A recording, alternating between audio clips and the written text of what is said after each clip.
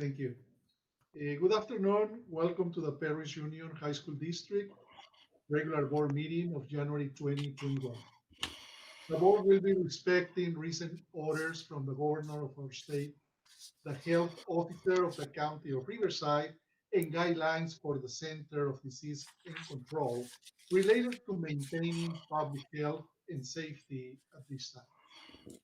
Consistent with these orders and guidelines, this meeting will be held online only, and there will be no physical meeting location open to the public. The board encourages members of the public to join the meeting electronically. In order to submit public comments electronically, please refer to the link at the bottom of the screen. Public comments will be accepted until the board reconvenes the meeting in open session at 5 p.m. Now we are going to, before I call the meeting to order, I would like to take a roll to see if we have quorum. Trustee Freeman is here. Trustee Vallejo. Here. Vallejo. Trustee Stafford. Here. Trustee Nelson. Here. Okay, thank you. Since we have a quorum, I'm here calling. too. I keep losing the internet, but I'm here. Thank you, Dr. Freeman. We have quorum for this meeting, and I'm calling the Perris Union High School District Board meeting to order at 3:34 p.m. So we are going to go to looking at our agenda. And the first 3.1 is an information item, invitation to address the Board of Trustees for closed session items only. We have no takers this evening, Dr. Rouse. No takers this evening. Thank you, sir. So we move to the next one. It's an action item 4.1, adjourn to closed session. Do I have a motion? So moved. Second. Dr. Freeman and Trustee Nelson. Now we are going to vote. We are going to have an oral vote first. Trustee Freeman. Yes, aye. Trustee Vallejo. Aye. Trustee Stafford.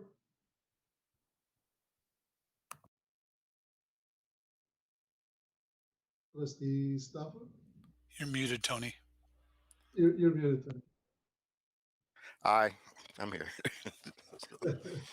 Trustee Nelson. Aye. And Jose Arauz, aye. Okay, this action item has been approved 5-0, and we adjourn to closed session at 3:36. Do the electronic vote too, Dr. Rouse. Let's do the electronic vote. Thank you, Mr. Bennett. We are doing the electronic vote right now.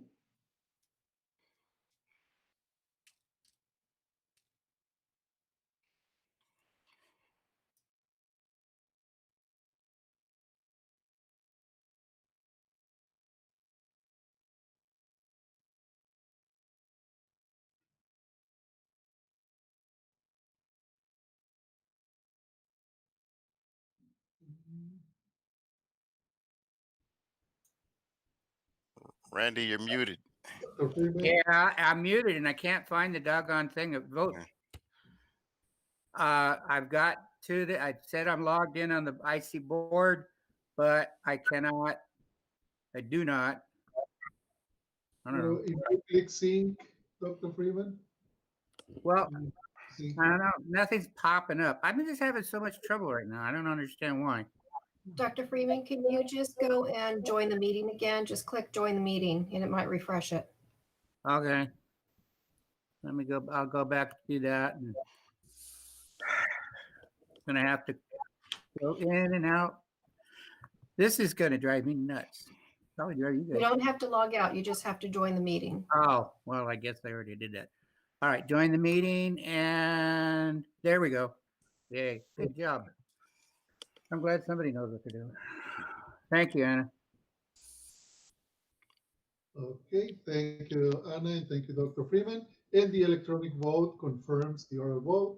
This action item has been approved 5-0, and we adjourn to closed session at 3:38 p.m.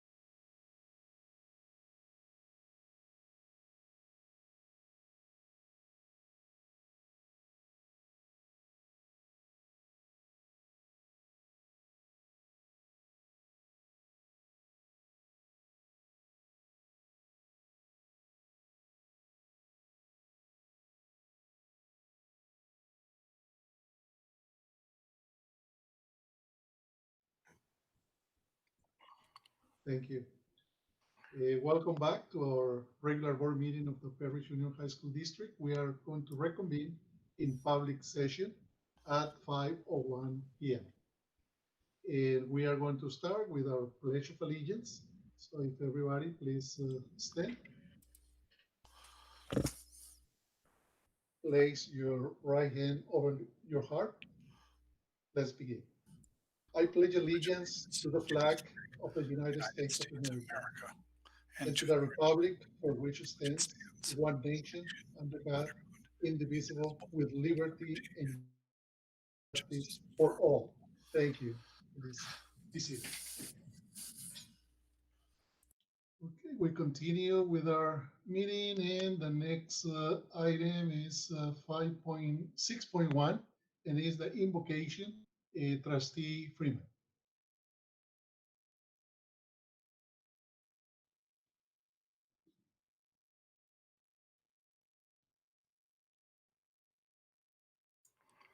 Mr. Freeman.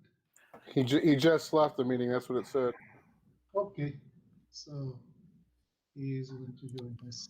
Probably he is already trying to join us. To rejoin the meeting.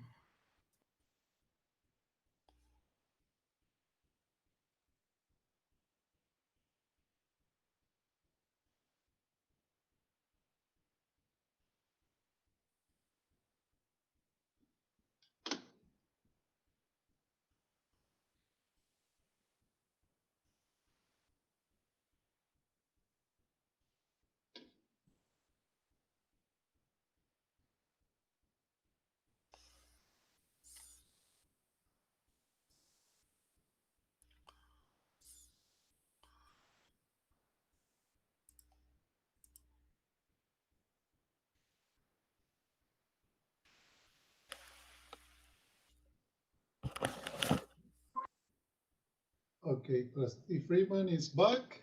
Yes, I'm back. Excellent, thank you. Welcome back, Mr. Freeman. Thank you. Dr. Freeman. Okay, so we are on item 6.1, Dr. Freeman, invocation. You can please lead us. Thank you. If we could all bow our heads for a moment.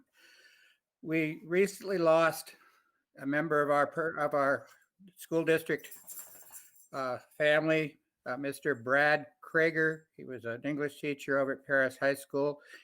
He succumbed to the COVID virus, and I want us to remember him. And then I also, on a personal note, my brother-in-law, Dennis McCleary, has been in the hospital for the last 3 weeks in a medically induced coma with the COVID. Things are starting to look a little bit like they might try to start waking him up from the coma. It takes a few days, but my family and I are still very concerned about his health and well-being. So if we could remember these two gentlemen, we have a minute of silence for that.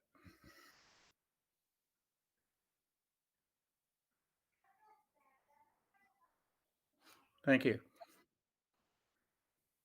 Thank you, Dr. Freeman. We're going to go to the next item. That is item 7.1. And we are going to take a recess to go to conduct the regular board meeting of the California Military Charter School. And we go to recess at 5:05 p.m. So now we go to the IC board. We are going to switch to the regular board meeting of the California Military Institute. Before we join the meeting.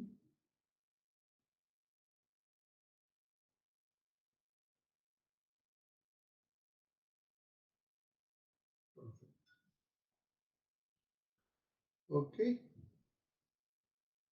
I call the California Military Institute board meeting to order at 5:06 p.m. Next item. The next item is an action item 3.1, revision and adoption of the agenda for today's meeting. Do I have a motion? So moved. Trustee Nelson. Second. Second. Dr. Freeman? Second, yes. Thank you, sir. Now we are going to vote. Do we get to do both oral and electronic? Okay, very good. So we are going to go through the process to vote orally. Trustee Nelson? Went out of order for me. Aye. I'm going the order that I'm seeing you here on the screen. Yeah, Trustee Freeman, Aye. is Trustee Elizabeth Vallejo, Aye. Trustee Stafford, and You're muted, Tony. Trustee Tony. You're muted. You're still muted. Aye. Thank you, Trustee Stafford. I had the agenda up. I wasn't looking at the. And I will say around aye. So now we are going to vote electronically, please. In this action item 3.1, revision and adoption of the agenda has been approved 5-0. Thank you. Next item is an information item 4.1, CMITA President Mitchell Osborne. He's not present this evening, Dr. Rouse. He's not present today. Okay, thank you, Mr. Bennett. The next item, please. 4.2 is our principals update. Good evening, President Dr. Earl, board members, Superintendent Bennett, and Cabinet. It's a Happy New Year, and it's wonderful to see you. I just have a very brief presentation for you this evening. We had a wonderful staff meeting last week, and the staff is in great spirits, ready to start the second semester and tackle the challenges that are before us. And we, amongst many other things, discussed our collective commitments as a school. So if we could go to the second slide, I just wanted to share those very briefly.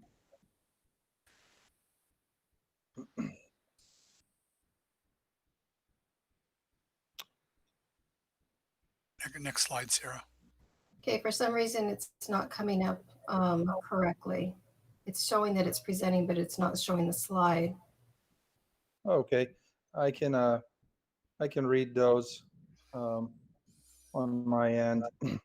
So the second semester collective commitments for CMI, we are continuing to commit ourselves to graduating 100% of our seniors. That has been a pillar of strength at our school, and we take pride in that. And we wanted to continue to commit ourselves to making sure that we come through for our seniors once again.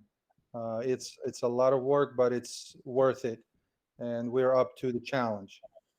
Our second semester is we're also committed to helping all the seniors fill out FAFSA and sign up for college or career. We need to make sure that we do everything in our power to set them up for success, and we're committing ourselves to that as a staff. Our third commitment was to maintain the highest attendance in the district. We're very proud of that. We want to maintain and continue that. And the fourth commitment is to maintain the highest success rate in the district for second semester, if not improve it even more. Those are the commitments that we hold dear to us. And research shows you don't want to have 15 commitments, so keep it at 3 and 4. These are the ones that we agreed upon and are very passionate about, and we want to make sure that they happen. As far as the construction update, I'm wondering if Ms. Sarah, are you able to pull up the construction update slide? That will be the slide number 3. Is that coming up at all? No, it's not sharing at all when I bring it up, Let me, unfortunately. if you don't mind, I will share the screen on my end here real quick. And maybe that will work. Are you able to see this at all? Yes. Yeah, just go to present now. There you go. Okay. Fantastic. We are so excited to see the lights being installed on the 8th Street. You know, parents and the students, staff, we are thrilled to see this because As you all very well know, those of you who've driven by our A Street, it can get a little bit precarious at times, the way some folks drive. So this will go a long way ensuring safety as our parents are pulling in and students are coming and going home. So we're very excited to see this happen. Is Uh, that Go ahead. that light's on Mets? This one is on A Street. There will be one on Metz at some point as well. Oh, okay. Yeah, Alright. this one's right in front of the school where the old marquee used to be. Yeah. Okay, I can see now because the housing across the street. Yeah. Yeah, I don't mean to interrupt Dr. Milosavljevic, but just so we all manage our expectations, that light at Metz is part of when the apartment complex comes in on the corner there. So that's the point there. The one on 8th Street is the one he's showing here, just so we're all on the same page. no, thank you. You're absolutely right. As mentioned, some point down the line, when things work out, that light will be going down there. Thank you so much for clarifying that. And the interior of the gym, they finished painting the ceiling. The basketball hoops are finally up. I was itching to start shooting a little bit, but we'll have to wait. But very excited. The painting is almost completed. The tile work is coming to a conclusion, and they're finishing up with some concrete work all the way around. Just very excited again. Definitely, it's a longer process, but it's definitely worth the wait. And I appreciate everyone's help in this incredibly large program, construction program that had so many different components to it, and to see it come before us, very exciting. I also wanted to just share a little update. I'm very grateful. I don't think we say that enough, but the business office, the maintenance and operations, getting our classrooms ready, the purchasing department, the school site, we're all working together to get our classrooms ready for whenever the reopening takes place. But I just wanted to thank everybody who was involved. It is a lengthy and detailed process, but student safety and staff safety is our number one priority. And I'm just very grateful to all the staff who helped us in this process. And that concludes my presentation for this evening, and I thank you for your time. Thank you, Mr. Milosevic. Thank you. Thank you, Mr. Milosavljevic, for this, for the update. Okay, so we are going to go to our next agenda item. It is information item 5.1, invitation to address the Board of Trustees on non-agendized items. Do we have any takers, Mr. No takers this evening, Dr. No Rouse. takers. Excellent, thank you. The next one, please. This is an action item, is our consent calendar, 6.1. Do I have a motion? So moved. Second. Trustee Nelson and then Trustee Stafford, second. We are going to proceed with the oral vote. Trustee Stafford,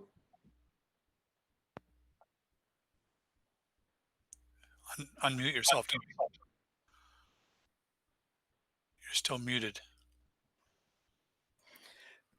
Aye. thank you, sir. Okay, Trustee Nelson. sorry. Trustee Nelson, Aye. thank you. Trustee Freeman Aye. and Trustee Elizabeth Vallejo, Aye. thank you. Now we are going to vote electronically.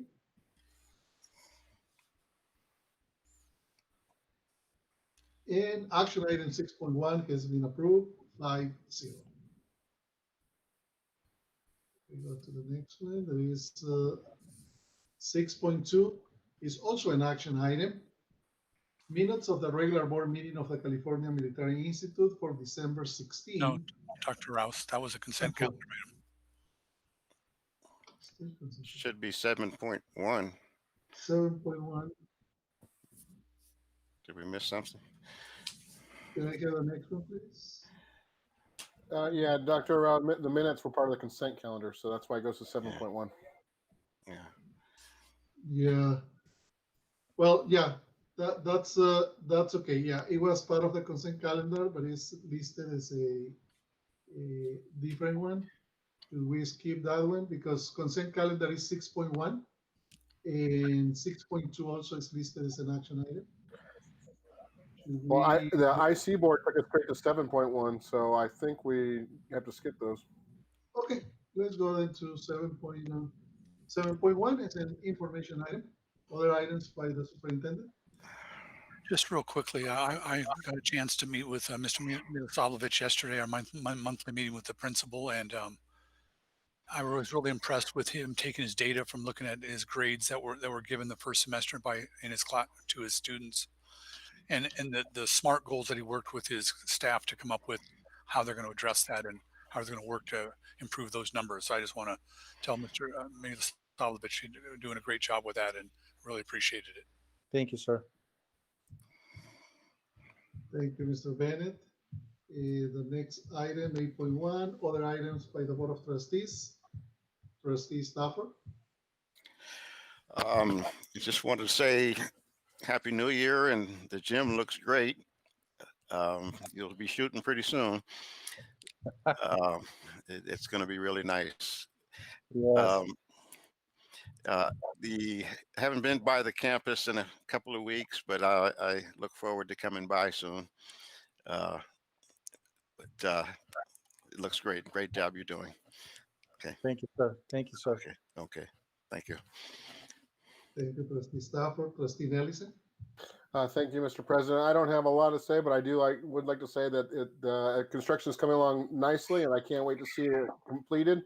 Last time I was there a couple months ago, the walls of the gym were up, and now just everything's moving very, very quickly. So I can't wait to see it all completed. It'd be awesome when it's finally there. So Absolutely. That's the day we got in trouble, David. Thank you, David. Trustee Elizabeth Vallejo. Hello. I actually haven't had the opportunity to visit CMI yet. I don't think I've ever seen it, to be honest, but that is on the list because Bennett and we have been going around and kind of looking at all these high schools, but I am excited to see it soon, and hopefully I can get a tour. You're more than welcome. Thank you. Thank you, Trustee Vallejo. Trustee Freeman. Thank you, Mr. President. I am looking forward to when it is all said and done, and when we can go and have a celebration for the place being open. I want to see our principal make a really nice layup. We'll do hey, our go for a best. 3-pointer. Thank you, Trustee Freeman. And me, Jose Araux, I just want to say thank you to the principal, Mr. Milosavljevic, for the presentation and for the excellent collective commitments.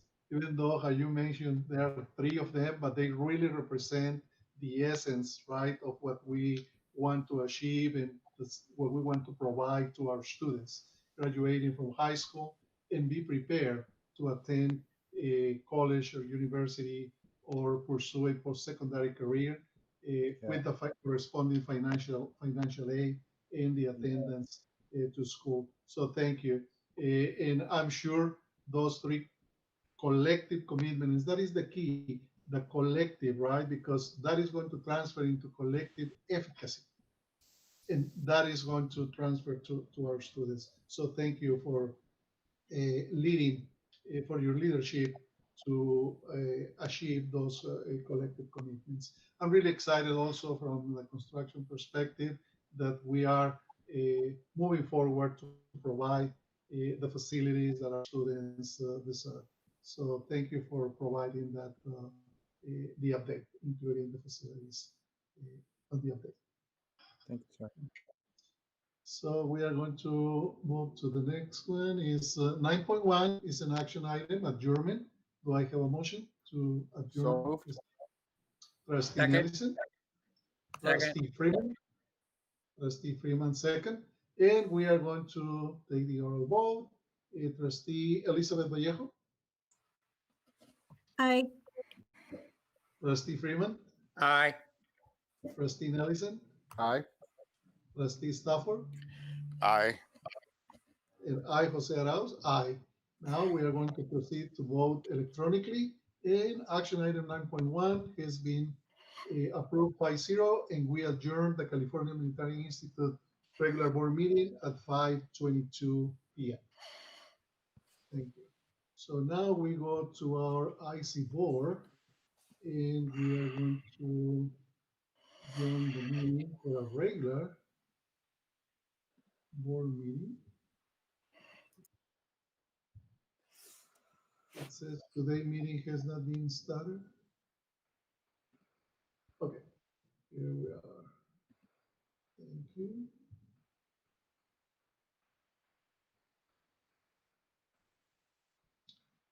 And we are going to go to 8.1. So we are reconvening to the regular board meeting of the Perris Union High School District at just need to wait a few seconds. 5:23 p.m. And the next item is an action item, revision and adoption of the agenda for today's meeting. Do I have a motion? So moved. Second. Trustee Freeman and Trustee Nelson. Now we are going to vote orally. Trustee Freeman, You're really checking, aren't you? Aye.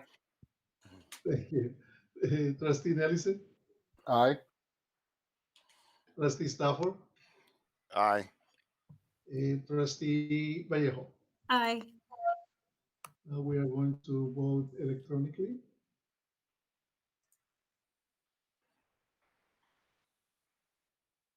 And the agenda for today's meeting has been approved 5-0. Next item, 9.1, report out of closed session. No report out of closed session this evening, Dr. Rouse. Thank you, Mr. Bennett. 9.2, district update by the superintendent. Yes, I just have a few things tonight, but I'm going to start out. I turn over to Kirk. Wants to introduce some important people to you. Kirk, it's all yours. Thank you, Mr. Bennett. Hey, this is it's always an honor for me to be here tonight to recognize our employees of the year, and that's what we get to do tonight is help celebrate some of the amazing people that we have. You know, we have about 1,000 employees in our school district, and the people that are going to get recognized this evening are just the cream of the crop. They're personifying the very best qualities of Perris Union High School District.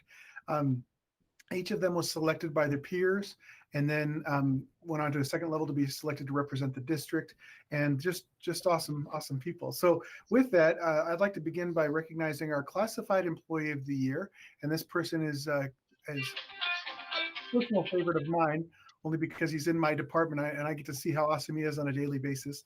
And that's Juno Fernandez, our classified employee of the year, personnel technician and human resources.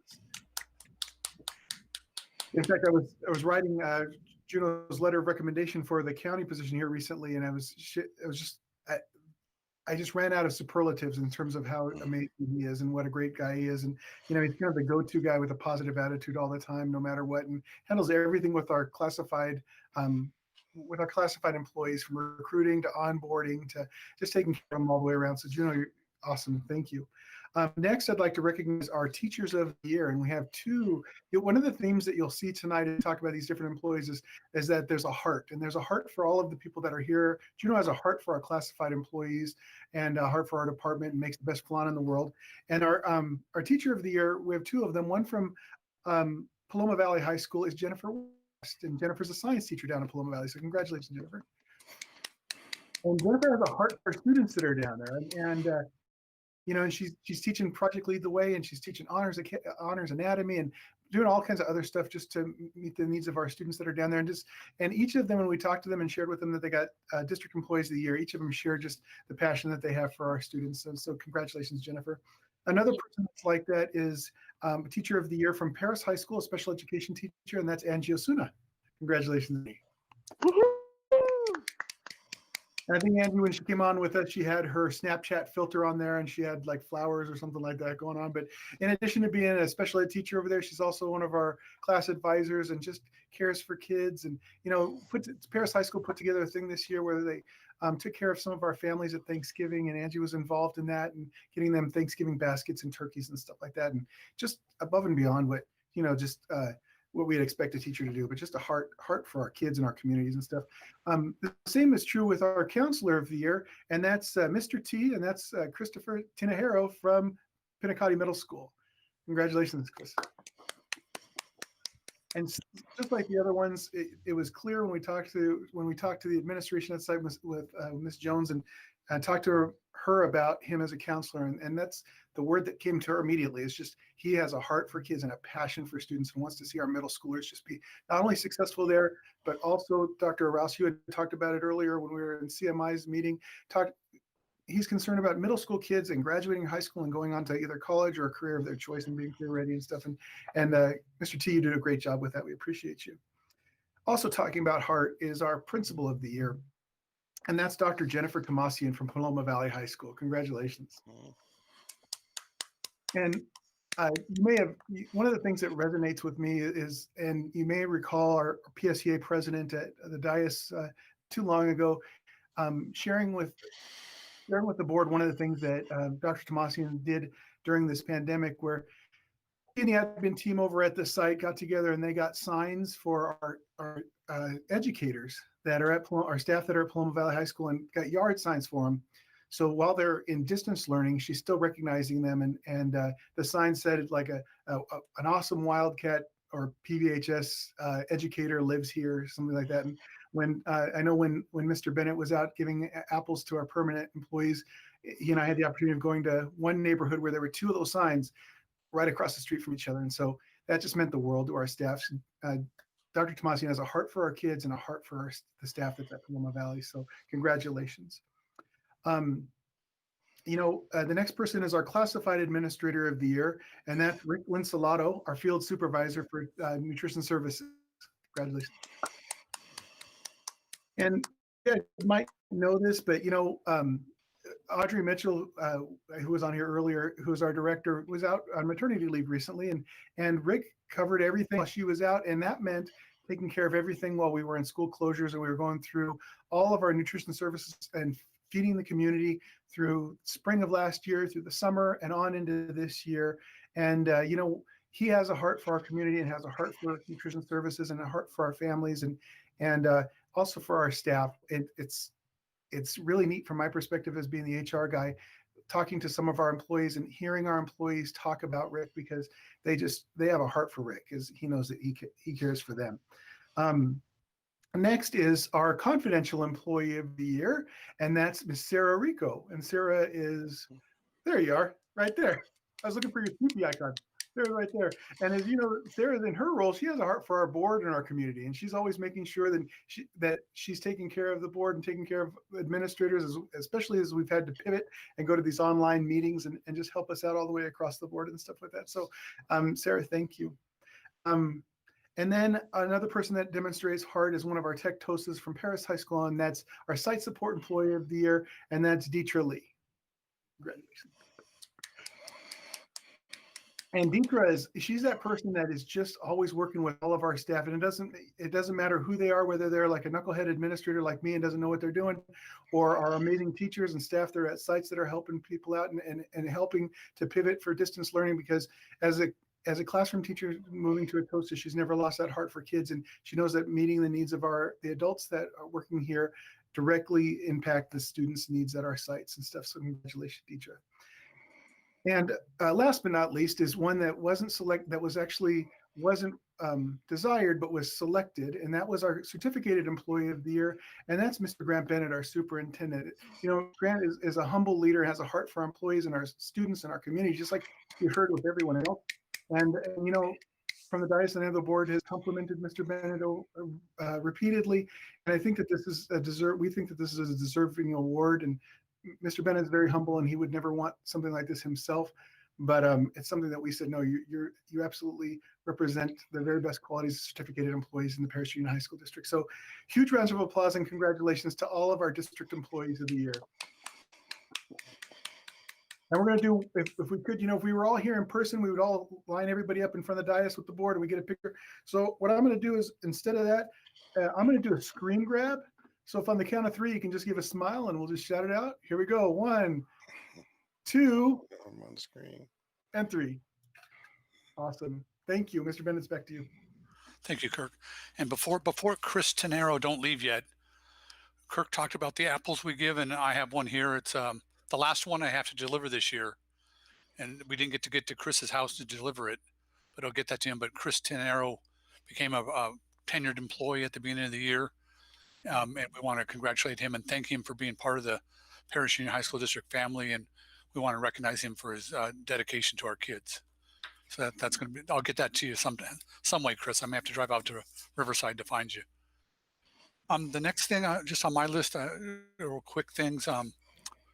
We were approached by the county, and we agreed to host a vaccination clinic, and we have that going on at Heritage High School right now. It's kind of funny. They contacted us on Monday. On Tuesday, they told us, yes, we'd like to use Heritage. We're opening on Thursday. So it was really quick. And Judy Miller and the team and the custodians and the plant managers and everybody really did a great job of getting that going and ready to go for them to come in, and we'll be able to serve our community. So we're really happy about that. And we've talked about it a little bit. Dr. Freeman talked about it. A loss of Mr. Krager, our teacher over at Perris High School. It was really tough. I hired him in 2005 as a teacher at Perris High School when I was principal over there. Really gentleman, and he did good things over there for our kids. So we're going to miss him, but we're going to keep him in our thoughts and prayers, though. A kind of a cool thing that we had last Thursday, we had Riverside County Superintendent Dr. Edwin Gomez come out and toured Liberty High School last week with us. He couldn't believe what we're putting in down there, and that it's going to talking about it being the jewel of the valley, and we see that happening. See that also. The last thing I have, and I'm going to ask Joe to jump in and take care of this, but our Paloma Valley High School esports team is representing the whole county of Riverside in competitions, and Joe's going to show just a little short video here of that.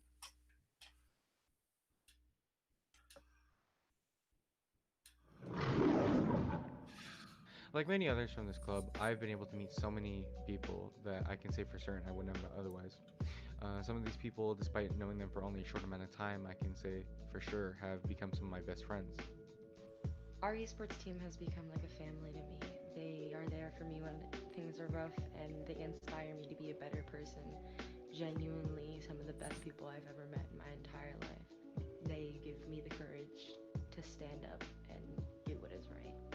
Given the circumstances, the esports club has enabled me to connect with new people, have fun with them, even assist each other with homework, and it is the greatest thing that I would have ever asked for, especially during this pandemic that has been going on. Esports to me has allowed me to excel at my passion in a school environment, and it's also opened me up to a large community of people that I will have never talked to before if there was no esports club at Paloma.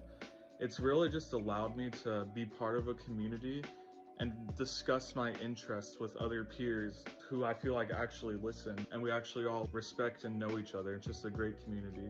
This year, esports has helped me so much because of COVID and everything, because I honestly thought I was going to get that connection with my peers I normally get on campus. But since esports is online games and everything like that, I've met so many people through my school that I probably would have never hung out with because we come from different backgrounds. So honestly, esports has definitely made me still feel connected to PUHS in some way. So thank you.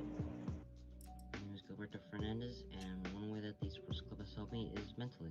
I don't think I could have gone through last year with all the extra stress and responsibility that was put on me with social distancing and all that. And just being part of the club has helped me just alleviate some of that stress and just be a happier person. Esports has given myself and others a way to interact with our peers beyond our normal school environment. Although we may be at home, we are still able to build a community in which we can learn and grow together.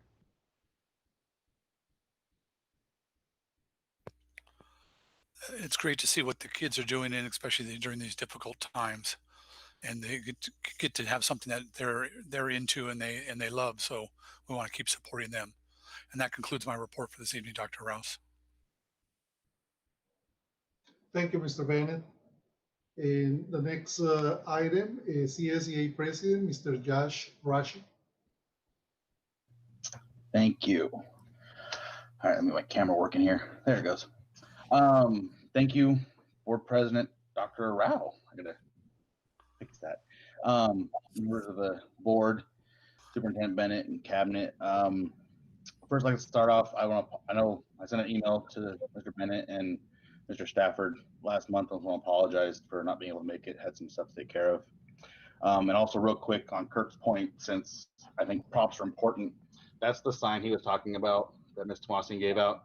So, thank you for that. That was amazing. I know the classified employees that I saw that got them loved it. It's always nice to feel appreciated, and we all did. So official mode now. Since it's January, this is probably the best report I ever get to do, which is it's a new year. We're getting ready to face new challenges as they come up.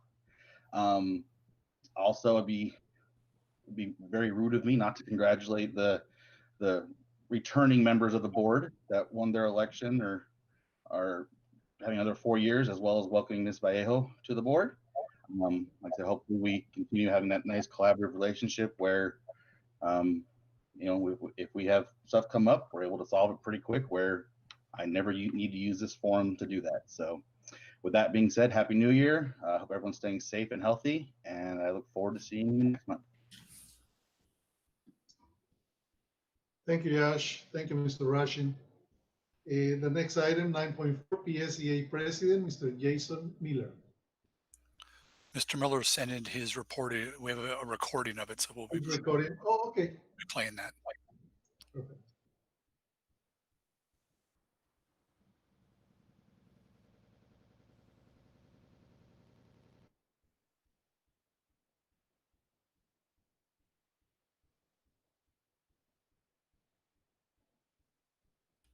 Please, for Brad Krager,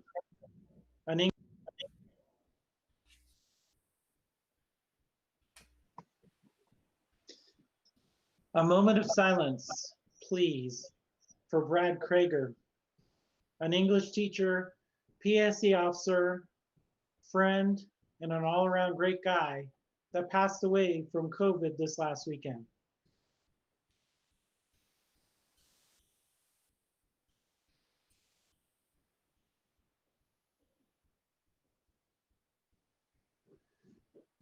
Thank you. Yesterday, the PSEA Representative Council approved a resolution that contains this message. PSEA believes it is time to go to virtual learning for the rest of this semester. We ask that the board and cabinet consider this. We understand that this item will not be visited until a later board meeting. Other local districts have gone to virtual learning for the rest of the semester. Virtual learning is what a majority of PSEA members want to continue to remain safe in the classroom. Our latest survey shows that 77% of the PSEA members that voted want virtual learning, and a majority of the members voted. These results have been consistent since July 2020 among the PSEA membership, as we have had ongoing surveys with this same question. Going to distance learning for the remainder of the semester has some advantages. First and foremost, it keeps staff and students safe. There has been an increasing number of PUHSD educators and students families coming down with COVID. Virtual learning for the semester also helps with planning. It helps with keeping confusion and chaos out of the classroom for our students. Students are getting used to the virtual learning environment, and it would not be good practice to have sweeping changes for the students during the semester. And of course, virtual learning helps with costs. Virtual learning for the rest of the semester is what is best for staff and students, both for their education and their safety. You may hear the argument that COVID is a hoax and that the numbers are not real. COVID is not a hoax and the numbers are real. I know some individuals personally that are working in healthcare, some very close to me, and they have told me the conditions of local hospitals over the last several months. I hope that no one has to find out the hard way how real COVID is. The hospitals are surging way past capacity. They're filling up beds, converting cafeterias into beds and filling those beds, bringing extra refrigerated trucks to hospitals because their morgues are full. Nurses are caring for far more patients than legally allowed because of state waivers for COVID. Hospitals are having to bring in more and more traveling nurses and even sometimes calling on National Guard nurses because they are overwhelmed. Some people that have caught COVID have reported 2 to 3 hour waits at ERs, even with fairly serious symptoms. In some local counties, paramedics have been told they cannot transport patients to a hospital if they are not resuscitated in a certain amount of time. Even patients that do not have COVID or COVID-related conditions are having to wait for medical care. Different local districts have had to continuously roll back their reopening plans. We understand vaccines are being rolled out. That does not end the pandemic overnight, and vaccines may be hard to come by. Our county is nowhere near getting out of the purple tier, and the county will probably still be in the purple tier by semester's end. The bottom line is that we are not likely to have conditions that allow for a safe reopening until after this semester. Please consider in the next few meetings going to virtual learning for the rest of the semester. Thank you for this time to speak.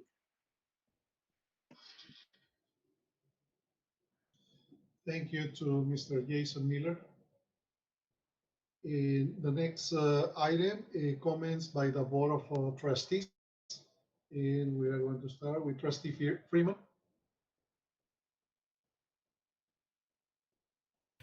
Thank you, Mr. President. We have this new year, and I was like, when I was a kid, I thought, well, when I turned 18, everything was going to be great. And here I was hoping that as soon as we turned over to the new year, no, we're still dealing with some very serious issues. I mentioned earlier about the one that my family is facing, and I know that that kind of experience is going on everywhere. Everybody knows somebody who has been there. You know, I had previously tested positive and was put on detention in my room for 2 weeks, even though I didn't have anything. It's to a point sometimes where it almost seems unbearable. And we got to remember to stay strong, and we help with each other. I have a couple of colleagues, friends that I contact on a regular basis, and it really makes it a little bit easier to deal with, knowing that we have people with that kind of support. So I just want to make sure that we're all there for each other. We've mentioned before, Jason mentioned it, Grant's mentioned it, that this district is a family. I mean, some places, organizations might use the word, but that doesn't mean anything. Here, I really feel that that's what we are, and we need to continue to do that. Thank you. Thank you, Dr. Freeman. Trustee David Nelson. Thank you, Mr. President. Excuse me. I kind of want to reiterate what some of the other people have been saying, Mr. Miller, Dr. Freeman. Our calendar changed over to 2021, and everyone is hopeful that the new year is going to be better than the previous year. But COVID doesn't operate on any calendar. It doesn't say, "Oh, I'm overstayed my welcome. It's 2021, time to go." We still have to deal with all this stuff, and we still have to take into account the safety of everybody as we go on. Even with vaccines rolling out, it will not disappear overnight. It's still something we're going to have to deal with. I just want everybody to take stock of their mental health, their emotional health, their physical health, and take care of yourself and stay safe in this whole thing. We will still be making decisions in the best interest of our students and the best interest of the safety of our employees and of our entire community, our students and parents as well. So I know a lot of people want to go back to school, but we are still trying to make the best decisions for the safety and health of everybody. So please bear with us in this time. And I hope everybody's had a good New Year so far, and I hope that this year is better than previous year. But I just want everybody to bear with us as we go forward. Thank you. Thank you, Trustee Nelson. Trustee Elizabeth Vallejo. Hello, thank you, Mr. President. So all I wanted to say is back in December, I had the opportunity to visit Liberty High School. Thank you for Mr. Bennett and Ms. Tejeda for making this happen. While I was visiting the school, it's amazing. I just love how Ms. Tejeda knows what she wants to do with the school and everything that she's implementing, and for the rest of the teachers too. I think it's amazing. I fell in love with the school already, even though it's not built yet, but I love the idea. I'm a little jealous that it wasn't made during while I was in high school, because I just love everything that they're implementing in there to help the students as much as possible. So I think it's amazing. We still, I know Bennett and I, we still have a couple more schools to go. So we're doing like this little tour around. If anyone wants to join us, that'll be great. Other than that, I hope everyone stays safe. Please listen to the CDC rules. Please stay home. Don't risk anything unless if you absolutely need to. But I just hope all of you guys are safe and well, and I hope you guys have a happy new year. And this is going to be a great year. I hope so. Thank you. Thank you, Ms. Vallejo. Trustee Stafford. I'd just like to wish everybody a happy new year, and thanks to Mr. Bennett for his leadership and the cabinet for their hard work and dedication, looking for the right things to do for our students and the right direction to take them. We've been leading in this area, and as one of the kids said, well, I don't know if it was one of the kids, but I kind of lost my train of thought. Well, everybody misses each other. We've actually we've been apart for a few weeks. We haven't had a meeting. We were meeting twice a week, so I actually really missed everybody. And I just get to see you on the screen, not in person. But just everyone stay safe, be well, and stay home. I've stayed home, and it's difficult. Sometimes I get sad. You get sad news, but it's difficult. But call somebody and keep your head up and keep going.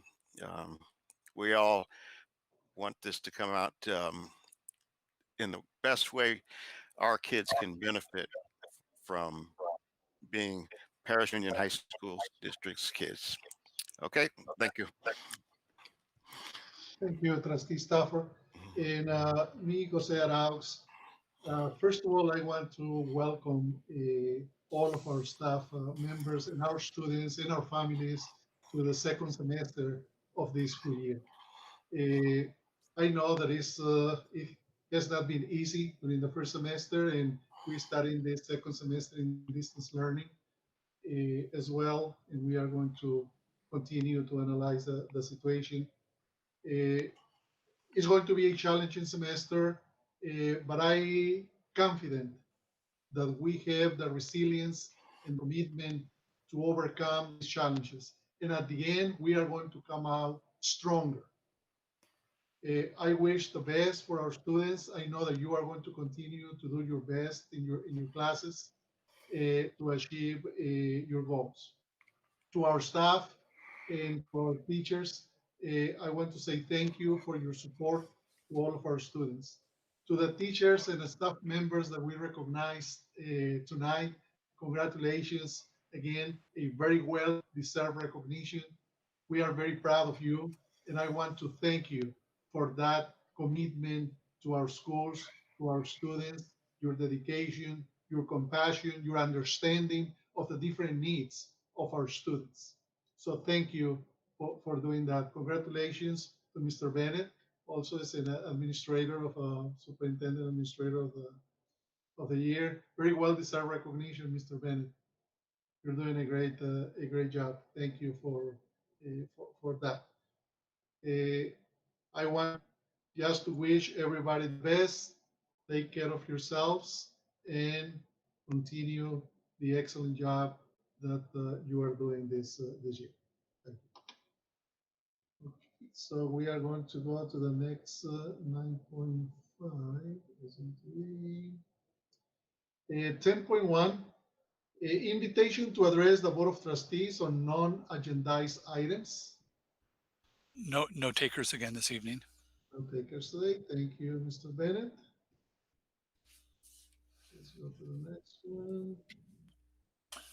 11.1. Okay. It's an action item. It's our consent calendar. Do I have a motion? So moved. Second. And Trustee Ellison, second. So we are going to have an oral vote. Trustee Stafford? Aye. Trustee Vallejo? Aye. Trustee Ellison? Aye. Trustee Freeman? Aye. And I, Jose Arauz, aye. Now we are going to vote electronically.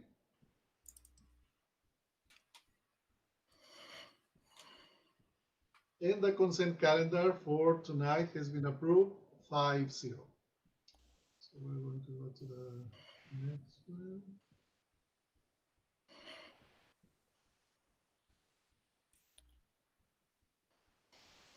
Action item 11.2 is part of the consent calendar. So we are going to skip 11.2.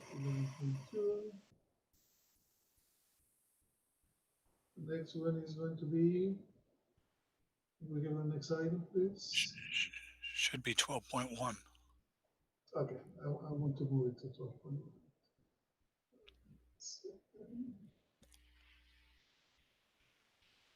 It's an information item, distance learning and COVID-19 update. And this, I'm going to turn over to Dr. Newman. He'll be leading us through this.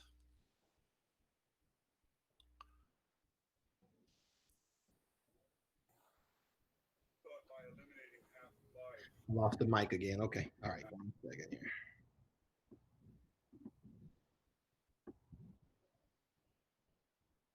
Oh, great. That'll be a few more seconds, actually. Put it together here real quick.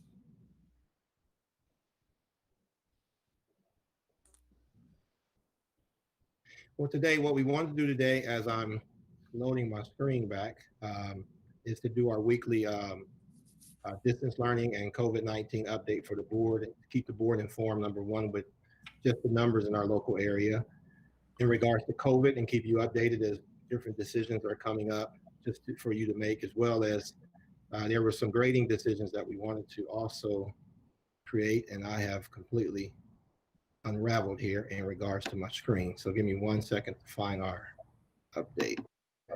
Okay, here we go.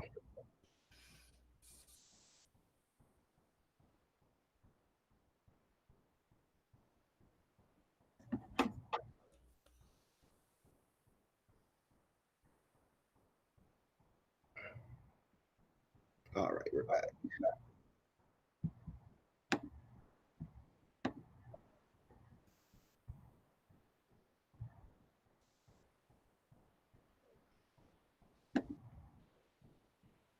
Okay, I think we're ready.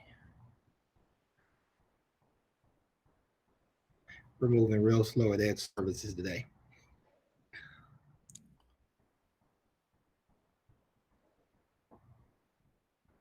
All right, there we go. Okay, so well, first off, President Arau and the board, as I shared earlier, this is our monthly update for the board in regards to COVID-19, as well as today.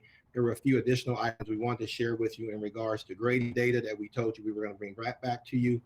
Additionally, we have some updates we wanted to bring you in regards to just the capacity that we've been working on in regards to our staff. And so we got several items we wanted to cover with you today, but we wanted to start off, as we always do, with our COVID-19 update, and just provide you just updates in our local areas, as well as how things are going in regards to COVID around the globe. And so just to start off, I think typically we start off looking at kind of the global cases and provide the board an update in regards to global cases. In the United States, as you see up at the top and the right, is still #1 in regards to cases confirmed and also COVID-19 related deaths. And California is #2 in regards to COVID related deaths currently in the United States as well.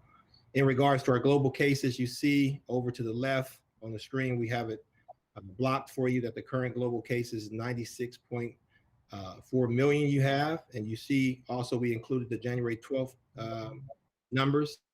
And then right under there, you have the increase of 5.1 million cases since January 12th. That's kind of what we're looking at in terms of how quickly that rate is continuing to increase. And under there, you have the current U.S. cases, 24.2 million, and that is up, from January 12th. You see the data there, and then also the increase of 1.5 million is what we're looking at. And so those numbers have continued to increase. And so as we're considering just the future and what that looks like in terms of making decisions, just being aware that those numbers are still on upward trend. Current U.S. deaths on the right-hand side, you'll see that number there as well. And you will see the current number as well as the January 12th number, in addition to the increase since January 12th, which is we're looking at over 24,000 deaths as well. On the next slide, we will come down a little closer and we begin to look at some information as it relates to COVID-19 and Riverside County. Riverside County is currently 7th on the top 50 confirmed cases in regards to counties in our nation. I think one thing that's interesting, I think when we started these presentations, I believe we were 13th. And so you see that number has changed in regards to where we're at on that list of counties. And so also you see 14th on the top 20 counties by number of deaths. And so at one time, we were not on that list. I think the death rate was pretty low in Riverside County, but we have seen an uptick in that number as well. The next slide. This is something that we wanted to just make sure that the board is aware, because we keep hearing different guidances that are coming out. And so the initial guidance that came out August 28th, 2020, that was the guidance that was given to us, the color tiers. And that was the implications of that was school reopening. And that basically is what we'll be going over in just a second. That kind of identifies the tiers, and basically where you fall in the tier would allow you to reopen, or actually would make the determination that you will be on distance learning until your numbers improve. And so we'll go over some of those numbers in just a second. The second line has the stay-at-home order that was issued December 3rd, actually not the stay-at-home order, but the guidance about the stay-at-home order. And this has no implication on school guidance. And so this is specifically having to do with our ICU bids, and that our ICU bids, when that availability falls below 15%, at that moment, that's when the stay-at-home order is issued in our particular area. And we'll talk a little bit about that. As the board knows, that there was some updated guidance came out just as January 14th, we're talking about Friday. So as this PowerPoint is being prepared and ready to rock and roll, we have some additional guidance that came out January 14th. And that particular guidance was in regards to school reopening. And so you have a checklist there that the district is currently looking at, and we'll be keeping the board informed on this particular checklist in our upcoming meetings. But that was based on schools reopening if the numbers in regards to our case rates drop 25 per 100,000 cases. And so for 5 consecutive days at that moment, there's specific language to open, in particular, K-6 grade. One of them is the February date for K through 2, and then there's a March date for 3rd grade through 6th grade. And so it also included specific specialized cohorts, and I listed the specific students it was referring to: students with disabilities, foster and or homeless students, but also students who aren't able to access the internet or have the necessary means to access the internet. They're included in that number as well. So we'll be watching in particular that the case rates, and you'll see in just a few seconds, our current rates are far above that number right now, but we just wanted to make sure the board was aware of the different guidance that is currently out in regards to driving the work of the possibility of reopening schools or not reopening schools. All right, on the next slide, we'll look at kind of the state of just Riverside County risk levels right now, where we are. And so we see that we are here currently widespread. The goal was under 7% to move to the red, and right now we're at 95.9. That's our adjusted rate per 100,000 cases in Riverside County. And so also to the right of that, you see our current rate. Percentage of infection is 23.5%. And so those numbers are higher than I believe that most of us ever even imagined at some point in time when we were first issued these numbers. I believe at that particular time we were close to the red, and at this time we're far from at this time being in the red. The next number we share with you on this slide from the Riverside University Health System, and we've been sharing this information with you because it gives you an overview of the county, but most importantly, down in the red bottom left-hand corner, there was a request from Dr. Rao specifically to make sure we highlight the equity quartile positivity rate. And this is the number in our high poverty, high minority areas. Is there a difference between the normal positivity rate? And we see that number is above the regular positivity rate. So that means that it is impacting communities of color, communities of poverty at a higher rate than it is impacting everyone else. And so just something that we need to be aware of in our local area. Next up, coming down to our local data here in our area. And so you have Perris as well as Menifee, and you're able to look and see specifically what those numbers are. And these are some, if we were to go back to the December 2nd dates, these have been some astronomical jumps in regards to our local area. To have a current rate, for Perris 11.5 thousand and Menifee, you get to 7,700. So those numbers have gone up quite a bit. And then you also are able to see Good Hope. And I think Good Hope initially, when we start looking at it, wasn't at the top of the list, but it has increased to where it's top of the list now in regards to the number of infections.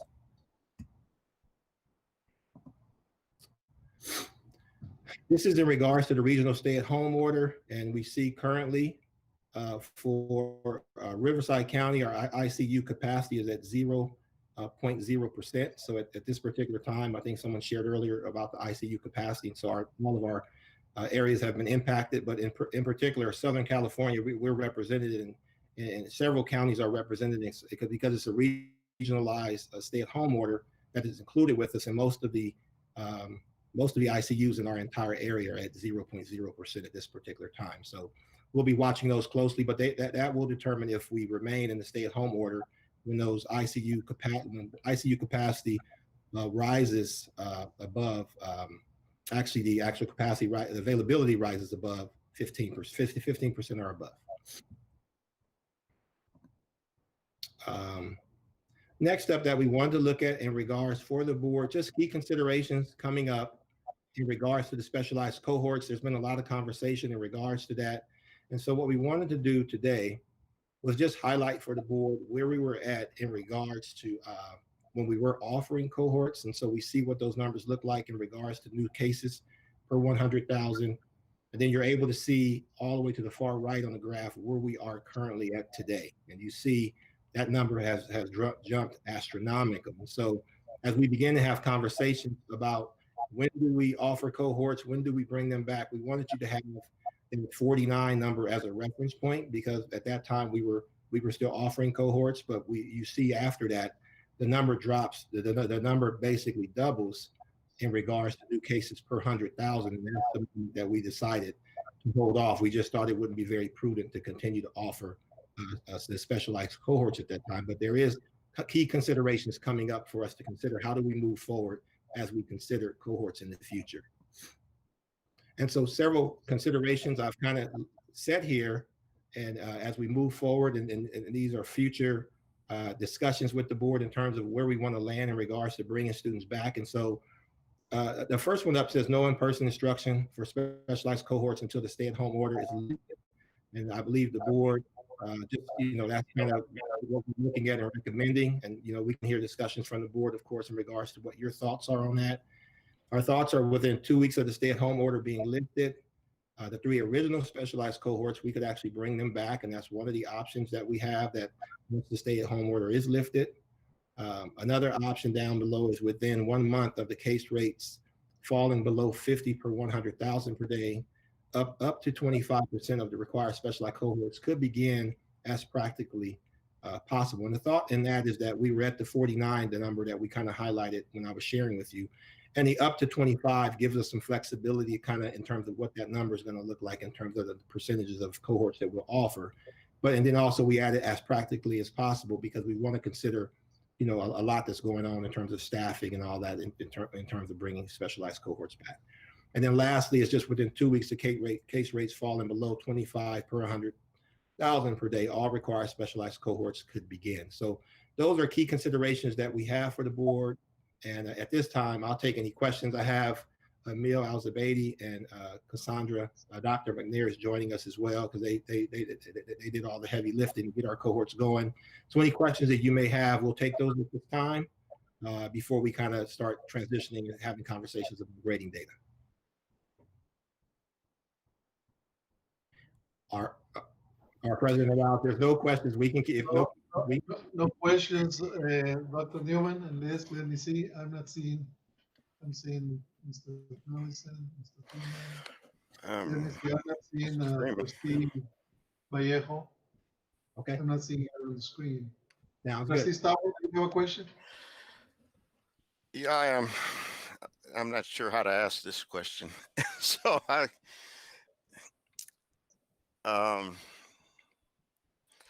do they look at how the source, say when you started with these increases, has anybody identified any source where this is spreading?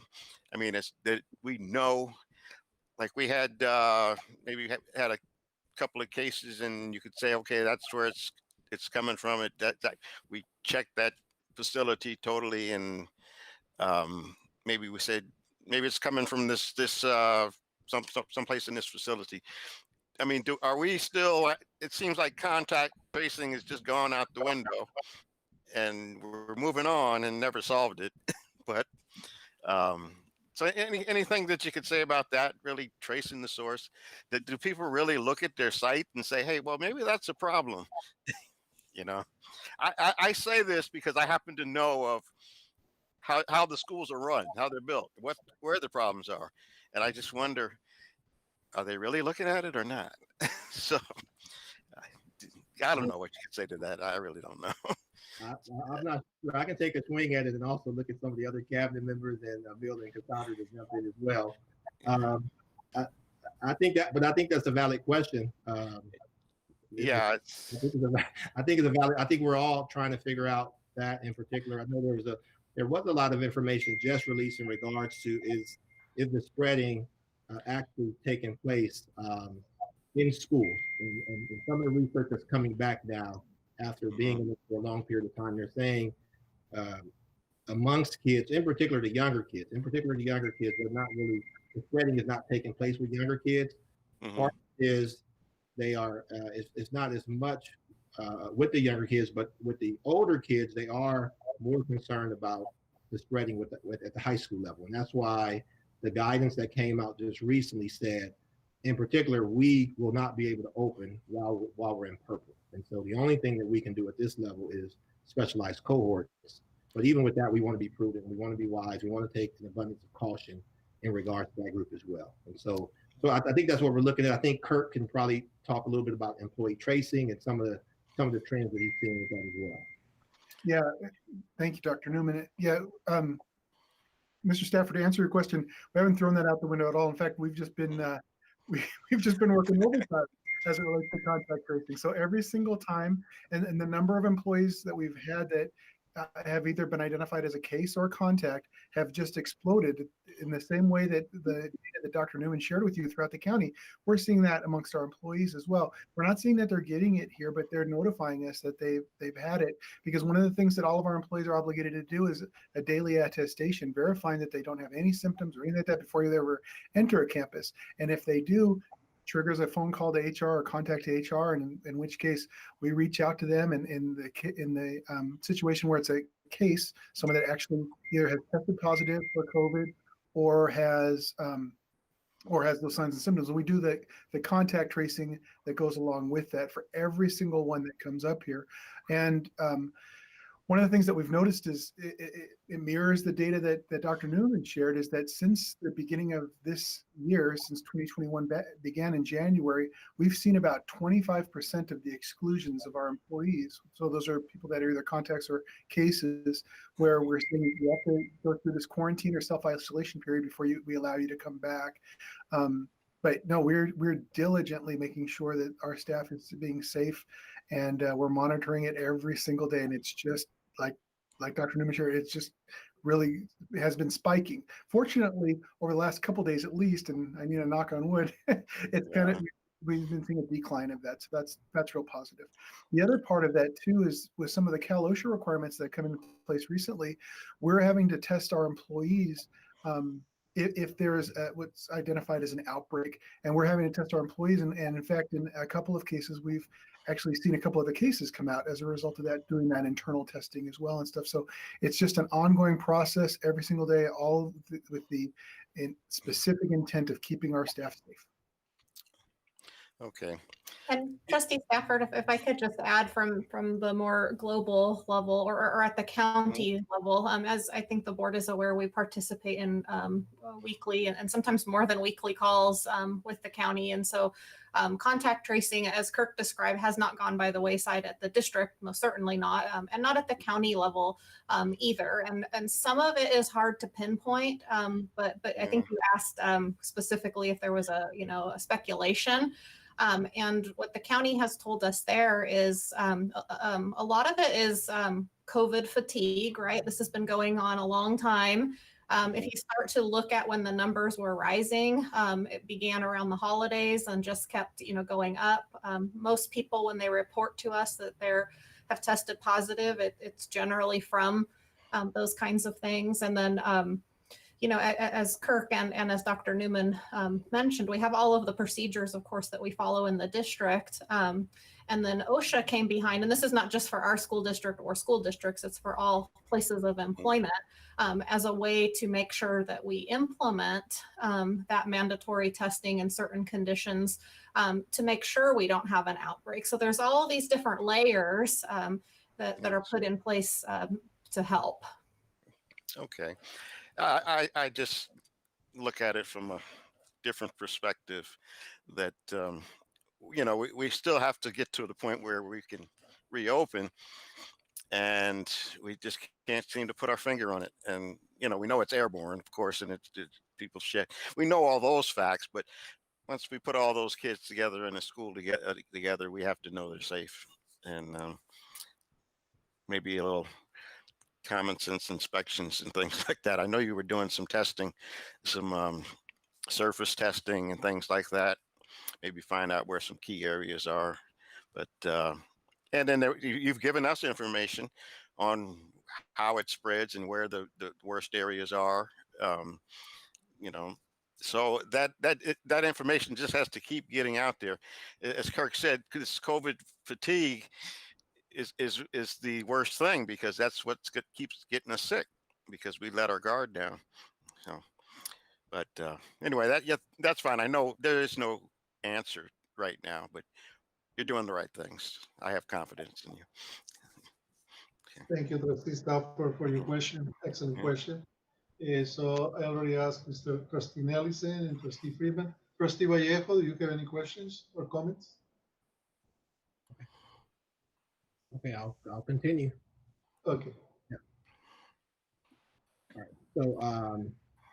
So I think a few months ago, I believe it was, we brought 6-week grade data to you, just provided an update in regards to how students were doing, and we talked about at the end of the semester we were going to bring data back to you. And so we have Julie Zero, our Director of Curriculum Instruction. She's going to walk you through the data today, and then toward the end, I'll talk a little bit about some of the successes and challenges we see in the data, in particular as it relates to our seniors. I know that's the biggest concern. That's one of the biggest concerns that we have. And then after that, we'll also talk about some of the specific actions we're putting in place this semester as well. So I'll hand it over to Julie at this time. All right, good evening, everybody. It's good to be back and sharing kind of an update of what our semester grades look like. Last time we met when we had 6-week grades, but it was just as the 12-week mark was kind of finishing up, but we didn't have all those grades posted. So we really wanted to bring back more of a comprehensive look at what our grades look like. So what I'm going to present to you is an overview of grades for semester 1. You're going to see the core content areas, and you're going to see it by grade level.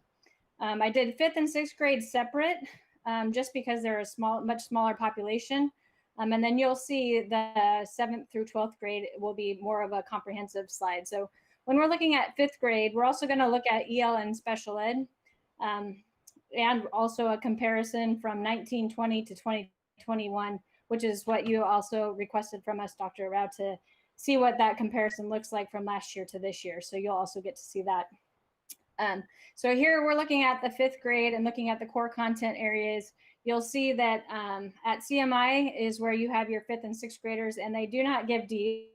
That's why you don't see any Ds in this slide, or the next few slides you won't see the D mark included. But you'll see that the language arts, about 50% of our kids did pretty well. They got A's, and you'll see a smaller percentage with non-passing grades of the F mark. What's interesting is you'll kind of see some shifts and trends as far as where kids do better, depending on what grade level and sometimes depending on what core content level. So the next slide, please.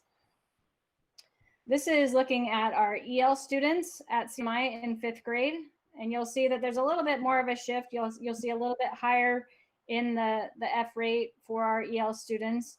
Again, when we're looking at the 5th and 6th grade students, there is not a high number of EL students in 5th and 6th grade. And you'll also see that I do not have special ed included in the 5th and 6th grade because there was not a significant number of special ed students in 5th and 6th grade at CMI. Next slide, please. So you'll see in 6th grade, kind of a flip-flop when you look at language arts and social science. So with our 5th graders, we saw a higher rate of A's in language arts and lower in social science. And now you kind of see it flip-flop where we have more students getting A's, B's, and C's in social science than we did in language arts. Next slide, please. And now when we look at 6th grade, you'll see some interesting statistics when you see our language arts. There's a big difference between our 5th graders and 6th graders with their success in language arts, with 50% of our students not receiving a passing score.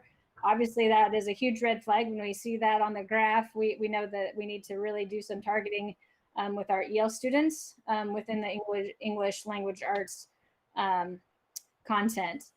And then you'll see the other contents are a little bit higher, but there's still a higher fail rate when we look at our EL students compared to our gen ed students. Next slide. So now we're going to take a look at our 7th through 12th grade students. And you'll see it's a little bit flip-flop. The blue is good and red is bad, same as the previous slides. It's just flip-flopped in how the graph is organized. And you'll see as we look at the different grade levels, there's some fluctuation in which grade levels are doing better than others when we look at the overall scores. I think, we're going to be talking a lot about what our action plan is with our seniors. And you'll see that we did have a fairly decent success with our seniors. They actually have the lowest percentage of students that did not pass their English language arts course. With 32% actually scoring A's. The next slide, please. And here's our comparison. So if you're looking at our 2019-20, that's the first column, and then the second column is your 2021. That is our current semester that we just completed. This is your pass rate. So this is anything D or higher is in that chart. And then when we look at the overall F rate, we see a 33.6% of our seniors got an F in English language arts, and that's overall 7th through 12th grade students. And you'll see that the numbers that are highlighted in yellow are really our way of taking a look at, this is a big difference between last year and this year. The ones that are not highlighted did not have as big of a drop.